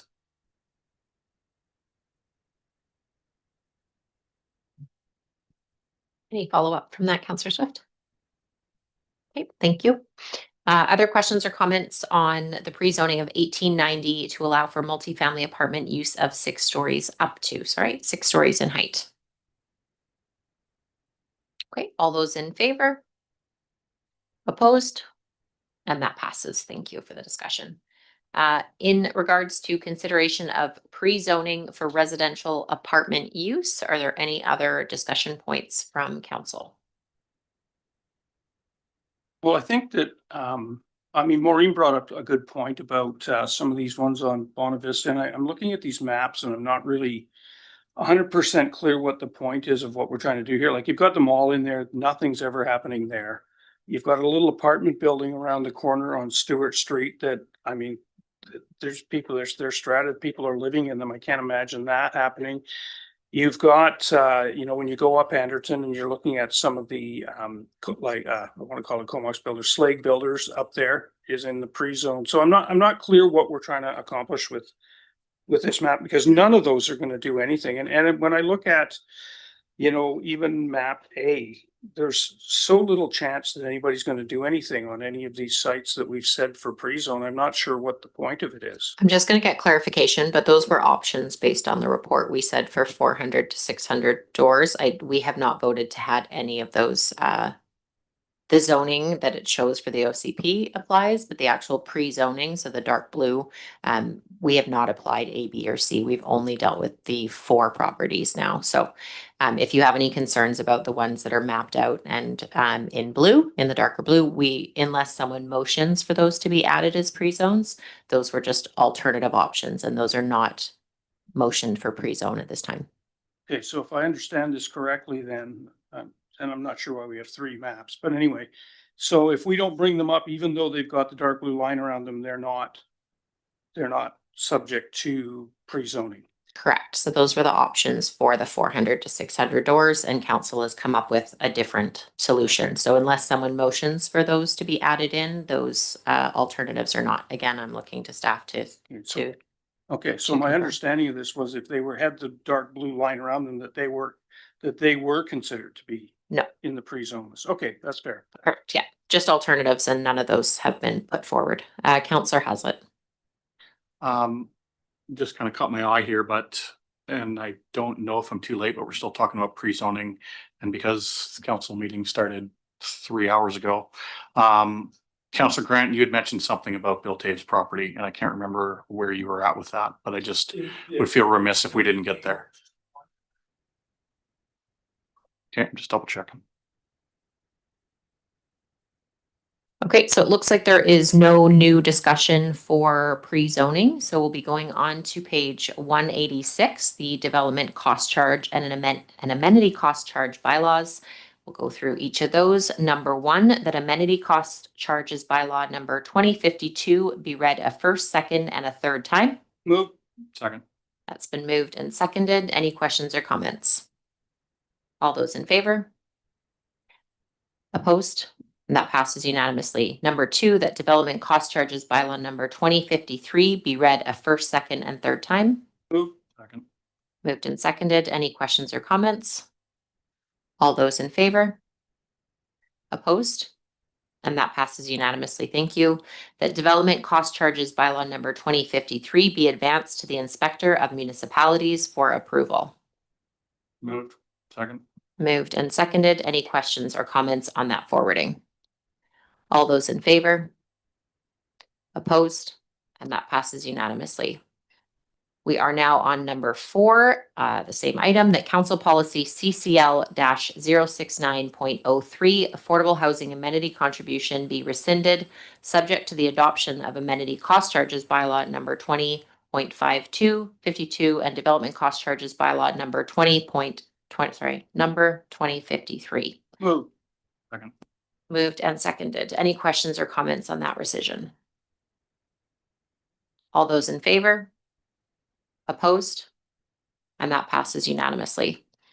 CAO Wall would like to speak. Yeah, thanks. Just moving into the next item, the official community plan bylaw. I suggest council move a motion saying that the official community plan bylaw be updated given the decisions made by council at its October 22nd regular council meeting and brought back to council for consideration at the first available opportunity. Everything said, moved. Just for clarification, that is being added on to number 1, and that affects only that item, or just for clarification? That how is that to affects replace the- everything. Yeah, we can't move forward on any of the readings until we make the changes. So please read that out one more time, because I was looking at it from a 1 perspective. Oh, that the official community, can someone tell me what I said? What I said? I believe you said that the changes and updates made on the regular council meeting of October 22nd, 2025 be input to the official community plan bylaw number 2054 and brought back to council for consideration at an earliest date. Correct. Thank you. Couldn't have said it better myself. Thank you. I'll move that and I'll get a seconder. And seconded. One other item, unless council provides us other direction, council has made changes to the OCP up in the Pritchard area to change some properties to the residential, the mid-rise residential. There are other properties out there that would still be mid-rise mixed use. I would say it doesn't make sense to have a spattering of mixed use residential. So unless we get other direction, we're going to bring this back with that whole area being residential. Okay, thanks for clarifying that, and we can discuss it at the time. Just a question, is there a seconder for that motion, please? For that bylaw to be updated based on tonight, thank you. Will the public hearing that's scheduled only 20 days from now be moved because of that? Or would we be able to have the council meeting like November 5th or whatever it is? No. I'll ask Director Hu. Through to the mayor, no, we would reconsider this on November 5th and then push the public hearing probably another week. Yeah, So well, like yeah. potentially the 19th or whatever it is. Okay, perfect. Thank you. Just to understand the process for timeline. Okay, all in favor of that bylaw being updated with this evening, as well as most of that Pritchard Quarter going to residential for our review again. All those in favor? Opposed? And that passes. Thank you. We are now on to page 430. We have the 2026 corporate budget, and we do have a presentation from finance, and we are just going to take a 4-minute break to get that set up and give everyone a very quick mind break before we jump into some light reading on the 2026 corporate budget. So return in 3 to 4 minutes, please.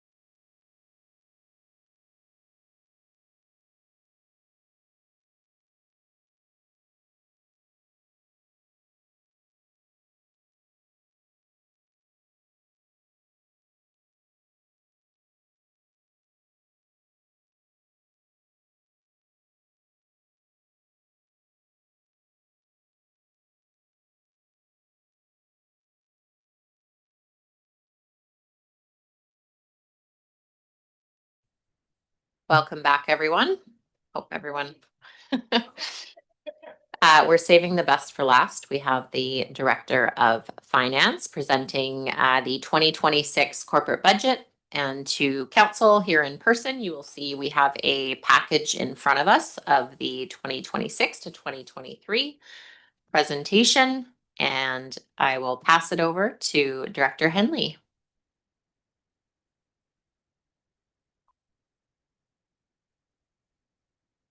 Welcome. Thank you, Your Worship. For the 2026 budget, we're going to do a quick presentation of the highlights. The full details that you may or may not want to know are in the budget package. It's been expanded a little bit from prior years, and we hope to continue to improve it. And so you'll find some improvements this year from your feedback last year is on page 14. We have all of the projects listed in one spot, and then they're broken down by department. And then the following pages have the capital projects all together. So if you haven't seen that already, that's a good spot. And then there's an area in the back that has a section on reserves. And I'll refer to that in the presentation. And then following that is development cost charges that are based on what was proposed today, or sorry, before today, the version before the one that was presented today, because we received that just a week ago. So we'll be updating this based on whatever council decides on the DCCs and the ACCs. And then following that, we have an area, a section on debt requirements, and we touched on that a little bit in the pre-budget presentation. So we also have developed this year, in addition, what we call a budget pamphlet, and this is more oriented towards the public. It's very, very high level, and it just has a summary of the information on the front. In the middle, it has a list of the projects that are going to be going forward or intended for 2026. So the budget has everything up to 2030. It might be a little too much. This focuses on 2026. And a lot of the times the public isn't aware of what is in the budget and why the budget is costing the way it is. We are actually improving and expanding services in Comox. And then some information on the back, just very high level. So with that, we'll just quickly get into the presentation. So this is, again, a 5-year outlook.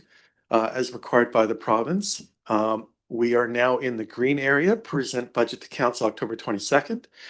On the 5th is the next meeting. We hope to continue any council deliberation from today and potentially look at approval. And we've also set aside some additional time later in November for additional review and revisions and approval. We will not get the revised roll, which is what is used for taxation purposes until March. However, we're looking for, staff is looking for an approval in principle so that we can get going on all these various projects and start them for January rather than not getting them started until April or May. So this draft proposed budget proposes an 8.65% tax increase. Now the section that you are accustomed to looking at, which our CA likes to call Schedule A, is on pages 10 and 11. So that will show you there what the projected increase is for the future years as well. The 1% tax increase this year is equivalent to 127,000 approximately. So that 8.65 consists of just over $1 million in increase in taxes being collected. Which is approximately $17 per household for 1%. The 8.65 comes out to approximately $153.57 increase. We're currently assuming that there's no increase in the tax from new growth because there's been a bit of a slowdown development, but also we have also expanded and made some changes to permissive tax assumptions, so that will reduce revenues. So that's where I get into there, not as anticipating new assessment growth, slowing number of development starts. We've got some projects that look like they're ready to be added to the tax rolls, but we don't know if BC Assessment's going to add them. Their cutoff is in October. And did we make it? Did we not? We'll find out in March. So there is some construction going on. There's some townhomes that are on Anderton that may or may not make this cutoff. Now, one thing to keep in mind, and this is very important, this budget does not anticipate additional uniformed officers. So 2 years ago, last year in 24, the policing budget stated that they wanted to have an additional police officer in 26 and then 27, 28, 20, and 29. In this year's budget that they provided to us in June, they changed their outlook and asked for 3. Now, council stated and sent official communication that they do not want additional, but we have not yet gotten full confirmation from the province, the RCMP, that there will not be additional officers. There's still a requirement to send additional communication to the province by a certain date in 2026, stating that we do not want to have additional officers, and that's in addition to the 4 parties that we communicated to already. And subsequent to that, we know that the RCMP then announced a program review after they received our rejection of additional officers. The bottom line is these are not included in these numbers. If they do impose an additional officer, one additional officer, take the numbers that I'm saying in the budget and add 2.2%. So it is important to find out at some point that we are assured, for at least for 2026, that there will not be any change in the number of complement of officers from the 11.3. Now, there was some warning that I provided about the change in the reduction in provincial funding. That will not take effect until 2027 budget. So that will not affect the 26. Can I just ask a quick question on that police funding? On the 2.2%, we would only be paying 70% of that 260. So the number is like 175. If we're making the assumption that by then we'll be at the 90%. That's correct. It's going to be a mix of that. Okay. So between the 70 and 90. Another thing with the reserves, and that's where we've expanded the reserves area, is that there's a general dwindling of funds. And so what I've got showing there on the left is 2023. Now we were at 27 million and then we went up to 31 million. And then we're projecting to go down to 22 million in 2025. A lot of that has been some one-time grant funding that we're working our way through. That would be the HAF grant and the Growing Communities Fund. They were in the millions of dollars range, plus a large amount of money that's been spent on the conveyance project. We received some funding from the CVRD where we held, and now we're spending that. So in 2026, we're looking at going down to 19 million and change. And beside that, you're going to see something that's really important. We're transferring into the reserves just over 4 million, but we're spending 8 million. And that is going to be ongoing in the future. So we're spending money faster than it's going into our reserves. And that is part of that infrastructure deficit that we discussed with the infrastructure renewal fund. We mentioned we needed a certain amount to be transferred, and council determined that it would be phased in over 10 years, but that did not affect the requirement to replace the assets. So what you're going to see is by 2030, we'll be down in this grouping of reserves down to about 10 million and change. And we do have to address the water. We're going to be looking at a review of our water rates starting next year to take effect in 2027, because we're looking at not having enough by 2029, we're going to be short just under $500,000 and 2.5 million by 2030. So there's some reviewing that we're going to have to do in 2026 for that.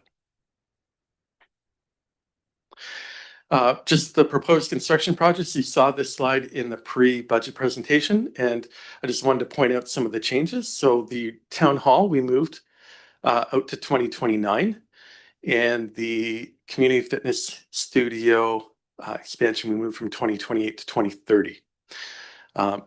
The issue with some of these is, for example, with the fitness studio, it is going to be 99% funded by ACCs, but we have not yet collected any ACCs, so it would be ideal to collect some in advance of that. And that's not the only project that's going to be funded by ACCs. Then again, please note that these budgeted costs are preliminary. We haven't gone to tender for the fire hall. We don't know what the environment will be. Perhaps with construction slowing, maybe we'll get better prices. We're also waiting to hear from the province about the grant that we applied for the fire hall. And we just got notice that the decision-making is delayed because of the strike. So that we can talk about in the future about that. Again, with the moving of the construction, that affected the chart that I showed you before about the debt capacity. And again, we still are within the approval free zone, so we wouldn't have to go through the that full extended process. So again, this is where I've mentioned the DCC and ACC numbers that we've used are the ones that are in the budget package, but then those were the numbers from about a month ago, and they changed about a week ago, a little bit lower. So we will adjust that after we find out from council what's been approved and finalized. So some things here with the marina, we have no change to the bylaw. You'll remember that the 2025 March bylaw, we put out 5 years of rates based on our 5-year budget. And we are not going to be changing the proposed increases that we had from that bylaw. So we do not have to bring back another bylaw. We'll wait until 2027 to update the bylaw based on the economic planning that is going on with the marina grant and initiative that we have with called the Comox Marina Improvement Project. With solid waste, we do have to increase those fees by 6% over and above what we had projected in the bylaw from last year. And that will align with the increase that we've got from the CVRD, where they're expecting to increase their fees between 4.54% and 6.45%. One of the challenges that we face, and the local municipalities have brought it up with the CVRD, is that we would like to pass our budgets and do our budgeting so that we can start the new year in January and do the projects and our initiatives in January, not lose half the year. Unfortunately, they're still waiting until the last minute in February to approve their budget and not revealing all of these numbers. So we've asked them to please move up your water, your sewer, your solid waste budgeting. And they've indicated that they're hoping to do more than a 1-year budget on those and a 1-year forecast after they do a number of master plans that are underway right now. There's no change to the card exchange fees, no change to assisted set out service fees. And there is a new fee coming from the CVRD for contamination. And we're looking at whether we can pass that on to the users that cause the contamination. And we'll be bringing additional information back to council when we determine how we can come up with a plan on that.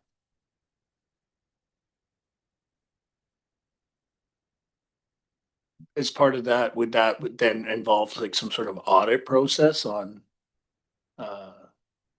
people who set out their recycling carts with non-desirable items in them?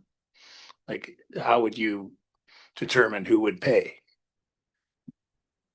Well, currently it's going by the load and they determine the contamination from the load.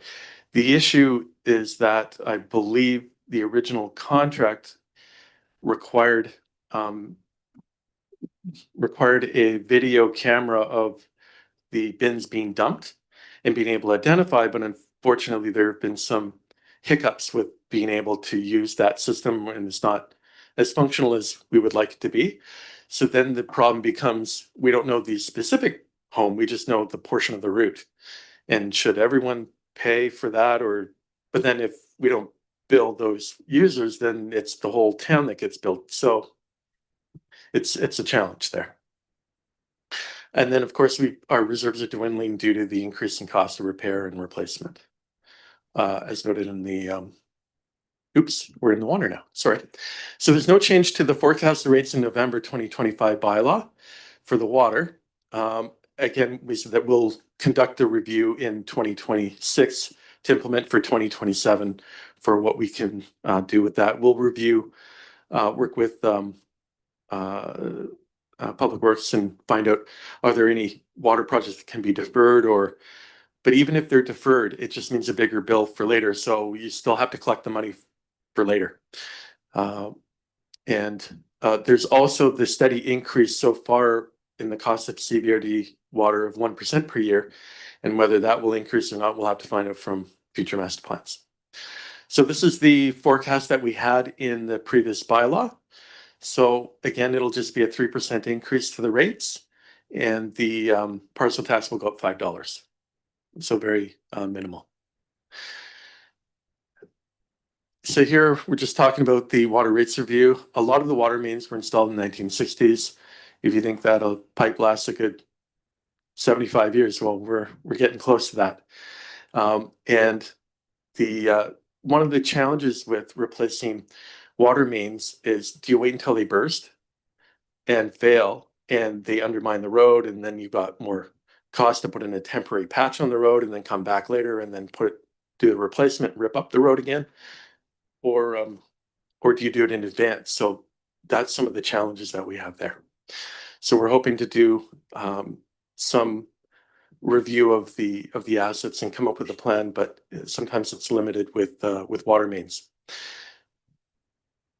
Now with the sewer budget, there's no change to the forecasted rates in the November 2025 bylaw again. The sewer reserves are actually quite strong. So we're looking at maintaining the status quo where we're at in terms of what we've already projected. We're actually forecasting the regular 5% increase this year and then a 0% increase in 2027 to give it a little bit of a break, and then moving onwards. We'll review next year to ensure that that can still be done. And then for the parcel tax forecast, we've maintained the amount at $80 from 2025 to 2026. So there's no change there. And then in 2027, there's a small increase. Can you explain again why we wouldn't just kind of like do a leveling off of 333 versus having a bit of a peak and then going back down to 0? Is there a reason to front load that? That's year certainly one versus year 2? That's certainly a possibility if that's what council would like. Yeah, just is there a reason that it's done that way, just for like the asterisks of it makes the most sense to do a 5-0 and then level off at 3? There was no thoughts. It was just something that occurred back in 2025 based on prior numbers and projections, and we didn't make too many changes from that. Okay, and it's the sewer one that's doing reasonably well as far as reserve funds and holding. Okay, thank you.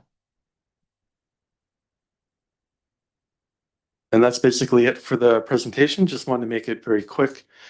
And actually, it might be a good segue to turn it over to the CAO to make some comments as to the motions that are on the floor that are proposed. And yeah, thank you, Director Henley. Yeah, We might have more questions, maybe just quickly to check with council though. sure. Yeah. I'll just double check before you sit down that there's no questions. So some of us have the opportunity to look at this package this week. We have a question from Councillor Kerr. Thank you for your presentation. Thanks. Ed, I mean, what a report. I can't imagine how many hours went into this from you and your team, so thank you. Question about slide 7 or page 78. in 79, that it's about the reserves. I'm just trying to understand our infrastructure renewal fund, how we set it on a 10-year plan. And my assumption was that that was going to make us whole. And we'd, at the end of the 10 years, we'd be caught up and on a track to maintain our infrastructure and assets, and we wouldn't be dipping into debt. So is this the fact that we're seeing red numbers now in 2029, 2030? Is that because of new information, or were our projections wrong, or is there something else I'm missing? Thanks. That's a very good question. So if you take a look at page 90 of the budget package, I've got a section just on the infrastructure renewal fund. So what you'll see there is a chart where by year 10 we'll be up to the 518 per household. That's ideally where we should have been in 2024. So all the time that we're under that, we're falling more and more behind. Not just that, but we are also adding new infrastructure. And we've tried to deal with some of that. You saw in the resolution with the tennis club. So there's an example of that. And then there's additional examples in the report that the CAO can expand on. So that's kind of what our situation is. The other issue is ideally over the long term, that would be the amount that we need to have. But you're going to have years where you have more assets and years where you have less assets. And so there's that smoothing effect that that needs to also take place. So we are launching with that resolution that you had with the updated resolution for the UBCM. That is a much more comprehensive asset management plan that we're looking at. We're updating the numbers that we have, refining them, but also going to be introducing levels of service that you want, say the quality of the road before it gets repaved, right? And the standard that you have, and also updating the numbers with all the additional information that we've been able to gather and improving over the years. So that's what that will hopefully provide. And we're looking at hopefully bringing in an updated set of numbers for the new term and see if there's any revisions that are needed. And then that new council can then make a decision for that term. Okay, thanks. Yeah, thanks. Just to add on that, when we set the projections, it was actually a little bit before Director Henley joined us. And when we had taken a look at that, I think the language that we kind of talked about was if we decided to close the infrastructure gap in 5 years or under, we were pretty confident we wouldn't have to dip into debt for asset replacement. At 10 years, we were hopeful we wouldn't have to, but that being hopeful, we've had massive increases in cost of in replacement costs from when the data for the value of our assets, like when we quote $260 million of assets, those are values that we developed prior to COVID and the huge jumps in construction prices. And along with that, that 10-year projection to close it didn't anticipate the large spend that we have, for example, for the fire hall at $5 to $6 million. So costs are a lot higher than we had been hopeful maybe we wouldn't have to. The hopeful thinking hasn't panned out on construction costs, plus we have additional infrastructure we have to look at. So when the new, as Director Henley said, when the new council comes in, we are going to be having this conversation again and setting the rate for how quickly the number we need to reach in order to close the infrastructure gap. Just a question for clarification, and I feel like I ask this every year, but in the budget summary, there seems to be a pretty big discrepancy with the expenses that are spent for, let's say, I'm assuming it's till the end of September, like 75% of the year. But it looks like we're sitting at 19 million of operating expenses of a budget of 36, 37. Is it that there's that much that happens kind of in the last 3 to 4 months, or have we really not spent?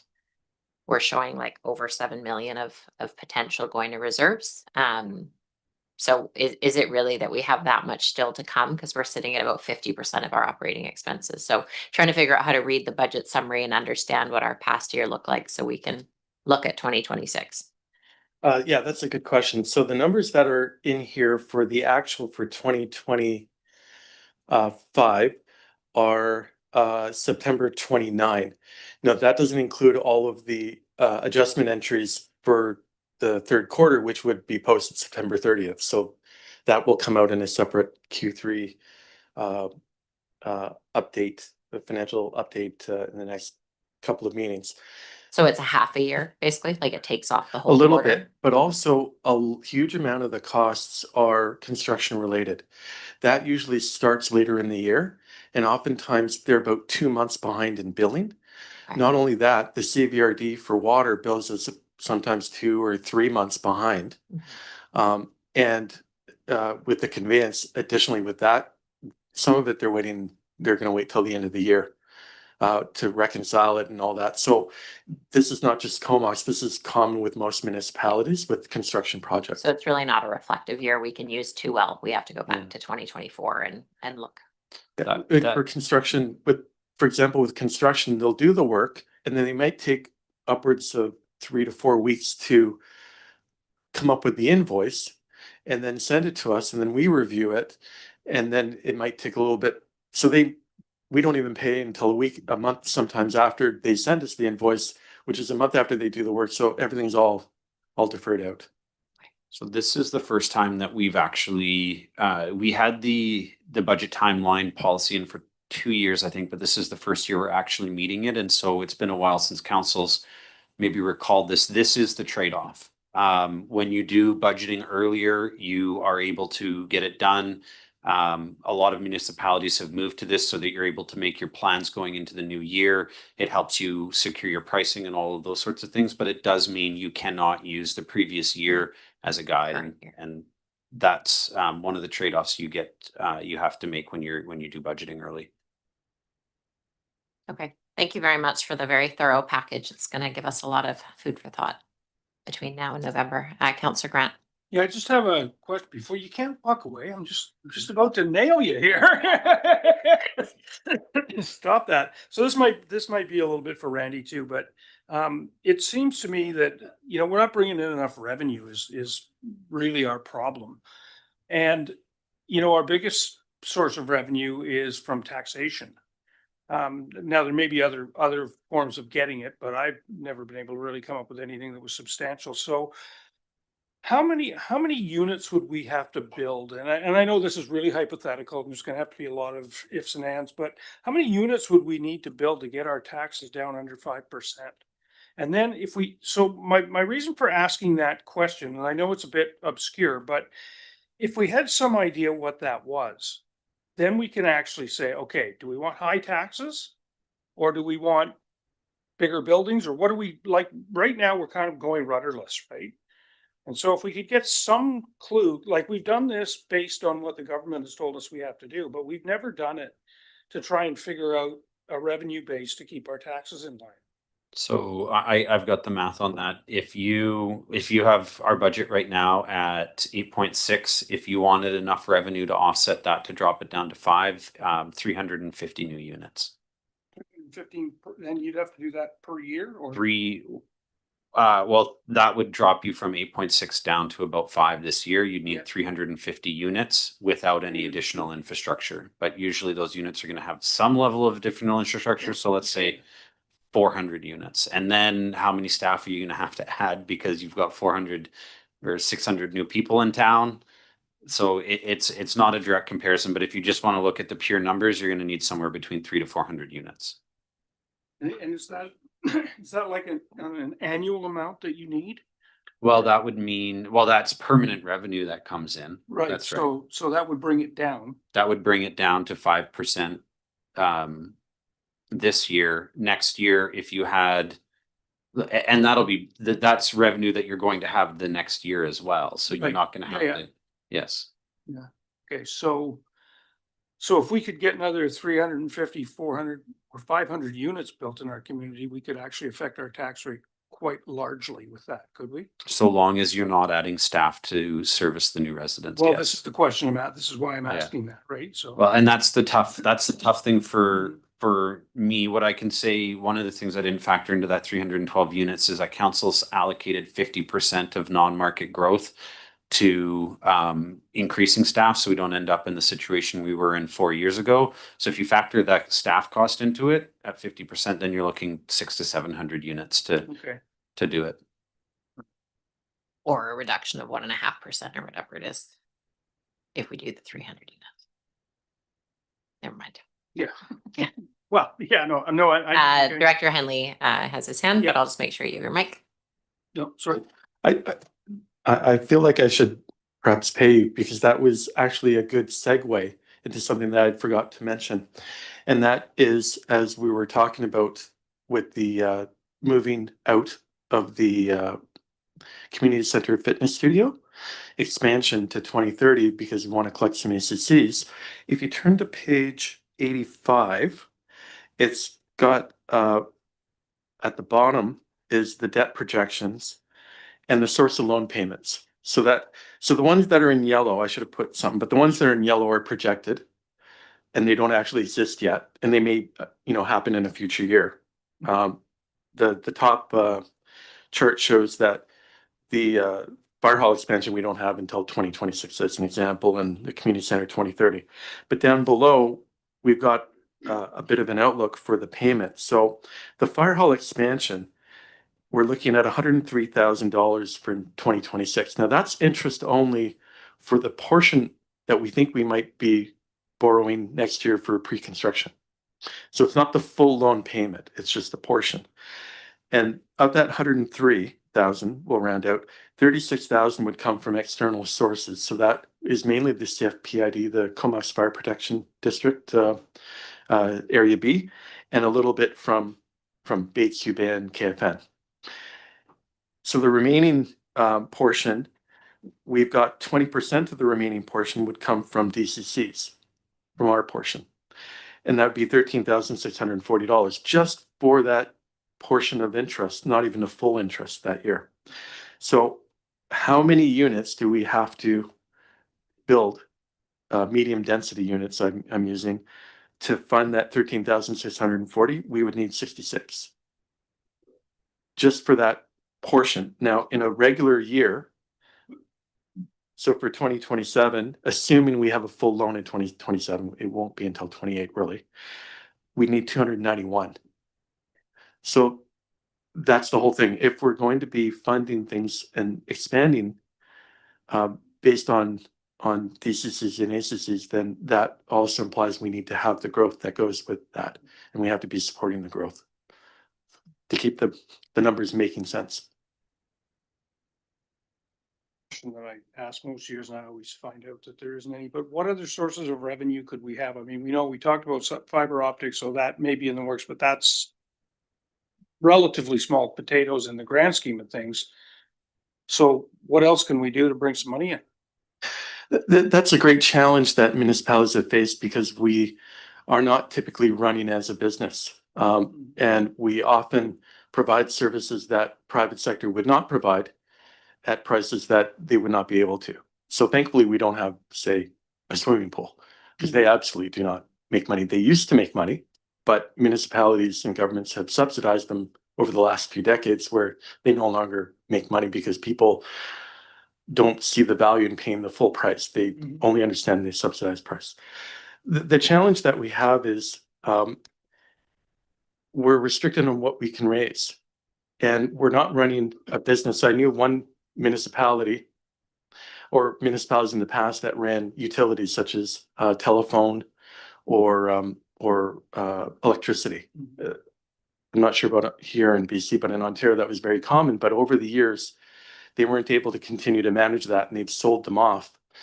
And so that is one way, but some municipalities got in trouble because they thought they could compete with large entities and got in trouble with that. The other options that some municipalities have come into, such as I think Mississauga was the first that did this, was they had huge costs with their drainage. But the way that they solved that was by putting a levy on properties based on how much was covered in hard surface, either a driveway or a house. So again, you're still charging the property owner, right? Call it whatever you want. It's still the same thing. So that's the real challenge. And so thinking outside the box with with the potential revenue, which we haven't built in here from the fiber optic cables and things like that is an outside the box thing. But that is a real challenge. One thing that we could look at is the marina. If we are charging significantly less than the local competition, why? That's something that council has to decide. Why are we doing that? Is there a purpose for subsidizing these users that benefits the community as a whole, or would it changing the revenue structure benefit the community as a whole? Well, I know we need to find an answer because you can't continue to hit people up with 9% tax increases every year. That's just not gonna fly. So we have to find some way to make this better. And maybe it's building, I don't know. That seems like a tenuous way to do it, but you know, it's a total challenge for everybody. So we are very residential dependent. We have very little commercial, we have very little industrial, but approximately every square foot of commercial you add to the community pays 4 to 5 times the taxes that a square foot of residential. Just a question before we get to some of the motions, with the first one being setting the tax rate for the capital at 8.65%. When we go through, let's say, the special project item or the capital budget item, when we look at removing an item, it obviously doesn't have an exact reflection of 127,000 because it's been amortized out. Does that rule apply to whether it's a special project or a capital project? Or if I'm looking at it thinking that 8.65% is absolutely just not palpable with that doubling by 2033 or whatever it is, and we keep hearing that from residents. If there's projects being removed from special project, like which one has the most impact on the bottom line? Because I know some get amortized over 30 or 40 years and other come out directly. And we have this discussion every year, but it's helpful to know how they correlate directly with that tax rate. So can you say if there's a difference between special projects, capital projects, and operating budget, or if it's all three are amortized and it's very challenging to get that number down? Thanks. I'll answer that if you don't mind. Thank you. The special projects, we have a $500,000 special projects budget. So if council removes a project from the special projects budget, it will not impact your tax rate whatsoever. Council, if you want to impact your tax rate from the special projects budget, you need to reduce your special projects budget. You need to say special.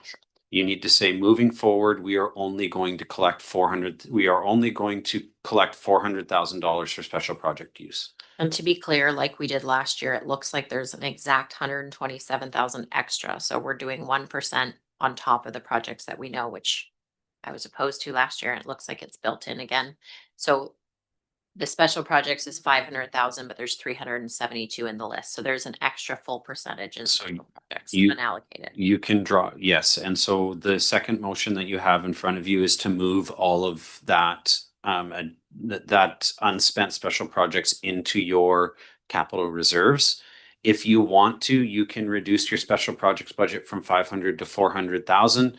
What it does mean in the future, if we are either going to have to only spend 400,000, which I think with the modernization across the other departments that we need to do, I don't think that is going to be enough. I think it's going to require tax raises in the future, but that's up to council whether or not you approve them. But it needs to be a permanent change in the amount we collect. When it comes to capital, it is amortized over the lifetime of that capital.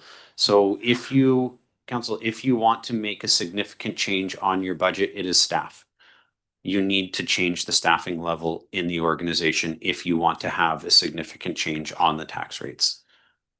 And if you want to do that, my question to council will be, what department service level are you comfortable with decreasing? Thanks for those. It's helpful to know where some of those larger percentages lie, even when the answer is staff or special projects getting reduced long-term or a one-time year where you'd have to bring it back up.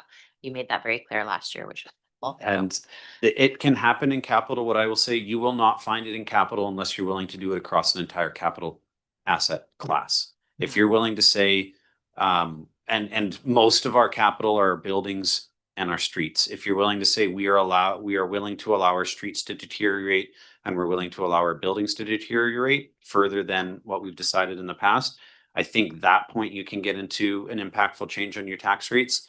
But if the hope is, let's just extend the length of time before we replace our playgrounds by a year, it's not going to make a difference. Yeah, so it's the bigger hit items. Okay. So let's ask any of the challenging questions we have now for CAO Wall or Director Henley, and we'll continue the discussion at our next meeting, but we are looking at those three recommendations tonight. Councillor Haslett.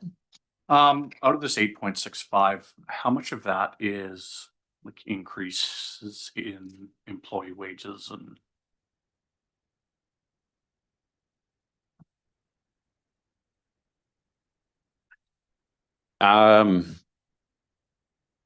Yeah, I just hesitate given conversations that are happening right now to broadcast that number too loud.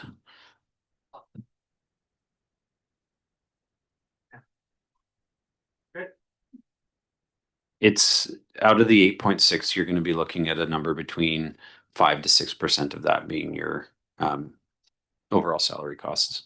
which brings me to kind of the next point, like out of this 8.65, a lot of it's taking care of our staff.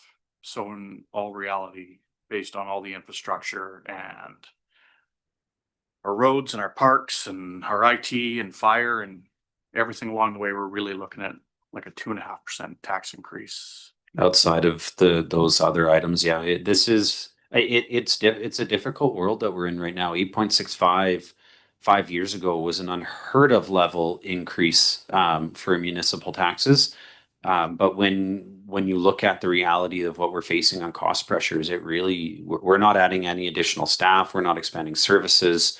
We're barely adding capital. I think if you take a look, I mean, the value of the capital we're adding is in the 0.008 plus 0.006. It's very small.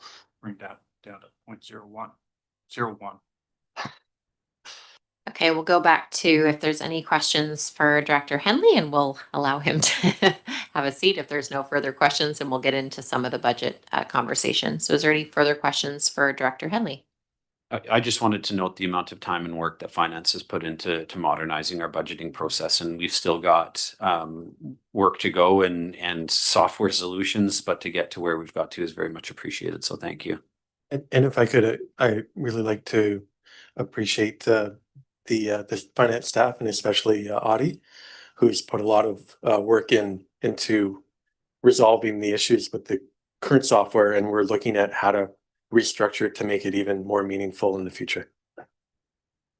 Thank you.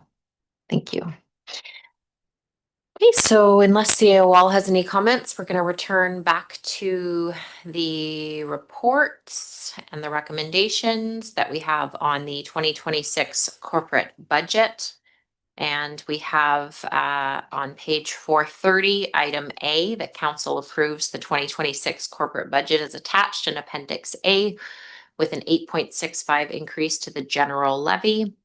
I will be voting against as I'm not in favor of the extra unallocated special project funds 1% addition from the 372 up to the 500,000, and that's 1% that we could look at. And I also would speak to maybe some other items to get that number to be lower. But other comments or questions? Everyone's looking very tired. I'll move it for discussion. Okay, that's been moved and seconded. And so for discussion, we are again looking at the corporate budget provided in Appendix A at 8.65% for general tax levy for 2026. Councillor Haslett, did you have your hand up? Yeah, so I'm just looking through some of the, it looks like the capital projects here, and there's some stuff in here that obviously it's amortized over years and years and years. But I just wonder if we need these things. I know we talked about like a Pioneer Dog Park pilot project, but I'm looking at this and we've got $80,000 worth of revenue going to that. We just updated Mackenzie Park, and now we're going back and spending $20,000 to put a water fountain and a misting pole in. Obviously the pump track's coming off at this point.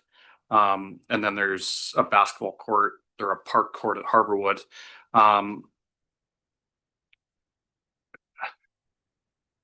what does a dog park structure look like and why does it cost $60,000? I'll pass that back to Parks Manager Robbie now. Great, thank you for your question. So the 60,000 is based on getting a shade structure similar to the one at the marina, so a little bit larger, so like a shade sail. Shade at the dog park has been one of the top items we've heard from the community that uses the dog park. So yeah, we're just looking to increase usability of the park to get off-leash dogs out of our main park system. Thank you. And then in addition to that, is Pioneer Park not a cemetery?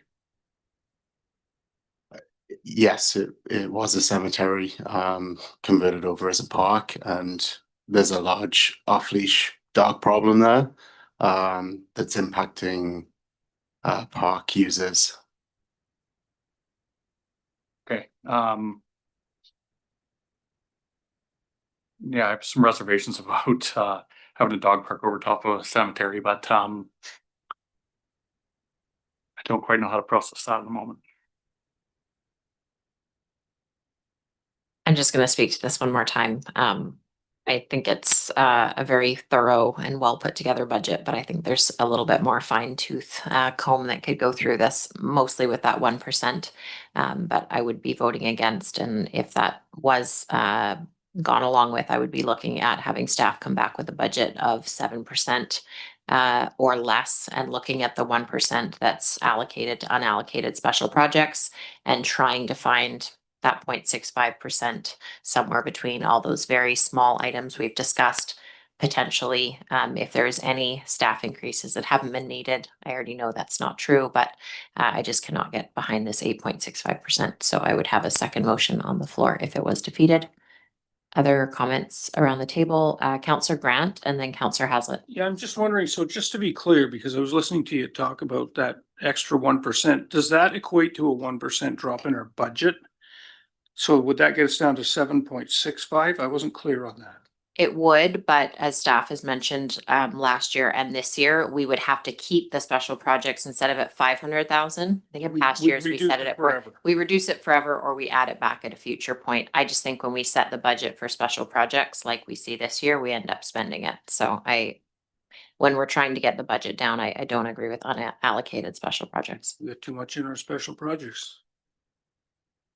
But it would reduce it by a full percentage. And then the other one was, unfortunately, staff resources is the way to look at that number. So no decisions made, but I would like to see what an alternative tax rate looks like. Councillor Hazlitt. How much money do we spend on our geothermal system amongst all the servicing contracts, equipment replacement, kind of everything that goes with it? I know it's a fairly large system and it's pretty robust and it's in the middle of a field near the community center, but I'm interested to know how much money actually goes into this every year. We'd have to get back to you on that. I'm not sure. If you could please do that, that'd be great.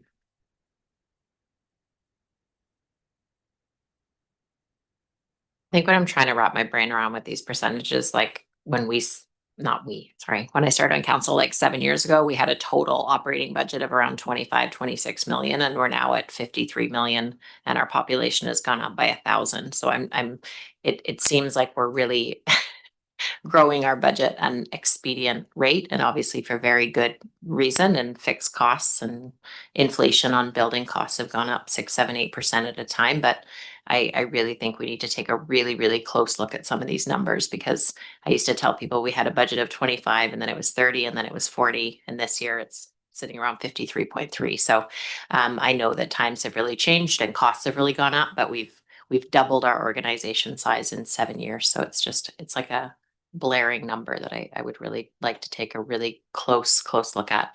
Saying we should be at 0 to 4% would be really, really crazy, but taking a look at some of these special projects and saying maybe this is not the year we add a last minute special project or some of these dog park, etc. I think it's very important at this time. Councillor Kerr. Just taking maybe a step back. I mean, we're in a room full of elephants and we're trying to step on the ants to take care of the animal problem, right? 0.008% for Pioneer Park Dog Park. If we get rid of that, it does nothing to our budget. There's no point in talking about any of these tiny ants.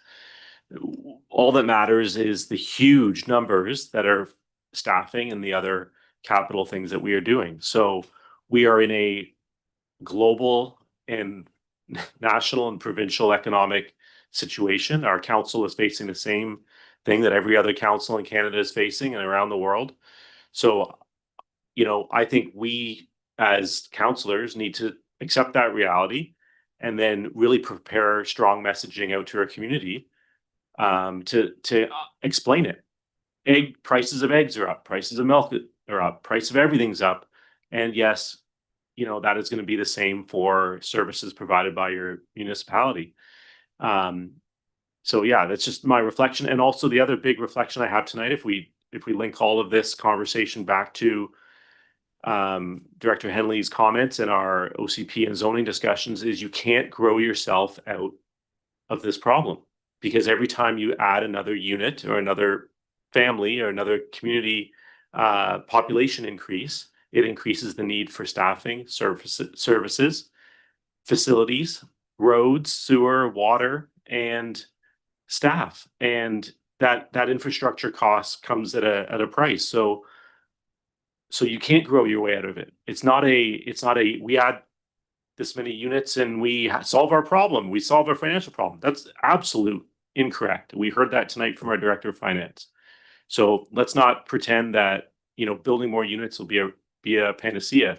If we add 5,000 more people to our community, we will need to have more staff municipally and more infrastructure. So maybe the smart thing to do is to think about not increasing our population so much by expanding so much and pre-zoning so much, and maybe actually getting our fiscal house in order first. Thanks for those comments. CAO Wall. Yeah, I just wanted to make a quick comment when we're talking around the budget. The operating budget for the town hasn't grown by that much. That's the total budget that includes capital. And one of the reasons the capital expenditures are so high is because they were too low in the past. So what should have been spent in the past is now getting spent now, plus which doubles it. So our operating budgets have not grown at that speed. Correct. Speaking to total. Okay, so there is a motion on the floor to pass the attached Appendix A at 8.65% and leave those numbers to the general levy. Is there any questions or comments before we vote? All those in favor? Opposed? And that passes. Thank you for the discussion. The next item is that all but 20,000 of the unallocated special projects budget be transferred to the infrastructure renewal fund. If there is a mover. That has been moved and seconded. Any questions or comments on the allocation of all but 20,000, which is interesting wording. All but. Instead of the number. Any questions or comments on the removal to the infrastructure renewal fund? All those in favor? Opposed? And that passes. Number 3, I believe we're going to have a change to because of the pump track. So it would be as read, but I believe the 0.055% for a pump track for a total increase of 0.158 minus 0.055 would be the way we would proceed based on the votes earlier today. That has been moved. And is there a seconder? Perfect. And I'm trying to do the math, but it's not working. So it's as read, except for the pump track being removed of the 0.055%. Any questions or comments on the increase to the general tax levy for those items? All those in favor? Opposed? I'm just gonna do that one more time. All those in favor? Opposed? And that passes. Thank you. There are no notices of motion. We are on correspondence on page 550. We have a letter from Chris Sample, Vice President of the I'm not gonna pronounce that correctly. Métis Association for the Métis flag raising request for granting for November 12th. That's been moved and seconded. All those in favor? Opposed? And that passes unanimously. Thank you. We're now on page 552. We have the Craig Freeman letter from the Merville Community Association requesting a delegation. He is appealing the decision made for moving Shake Sides to the Merville Hall site. We do require a majority 2/3, which would be at least 5 of 7 to vote in favor. CAO Wall would like to speak to this. Yeah, thank you. Just really quickly, the delegation is not in regards to moving Shake Sides. It does appear that I would say right now, it does appear that excuse me. Right now, it appears like we will be successful in being able to facilitate the moving of the building, or we will be able to support the MCA in being able to do that without any additional cost to the town. It's not for certain, but it does appear that that is possible. The request that Mr. Freeman is making is to appear in front of council to seek council direction for the town to approach the Attorney General's office to seek a further variation of the trust to allow the Merville Community Association to get the trust funds to run the museum, which would mean the town would not construct a viewing platform. Thank you.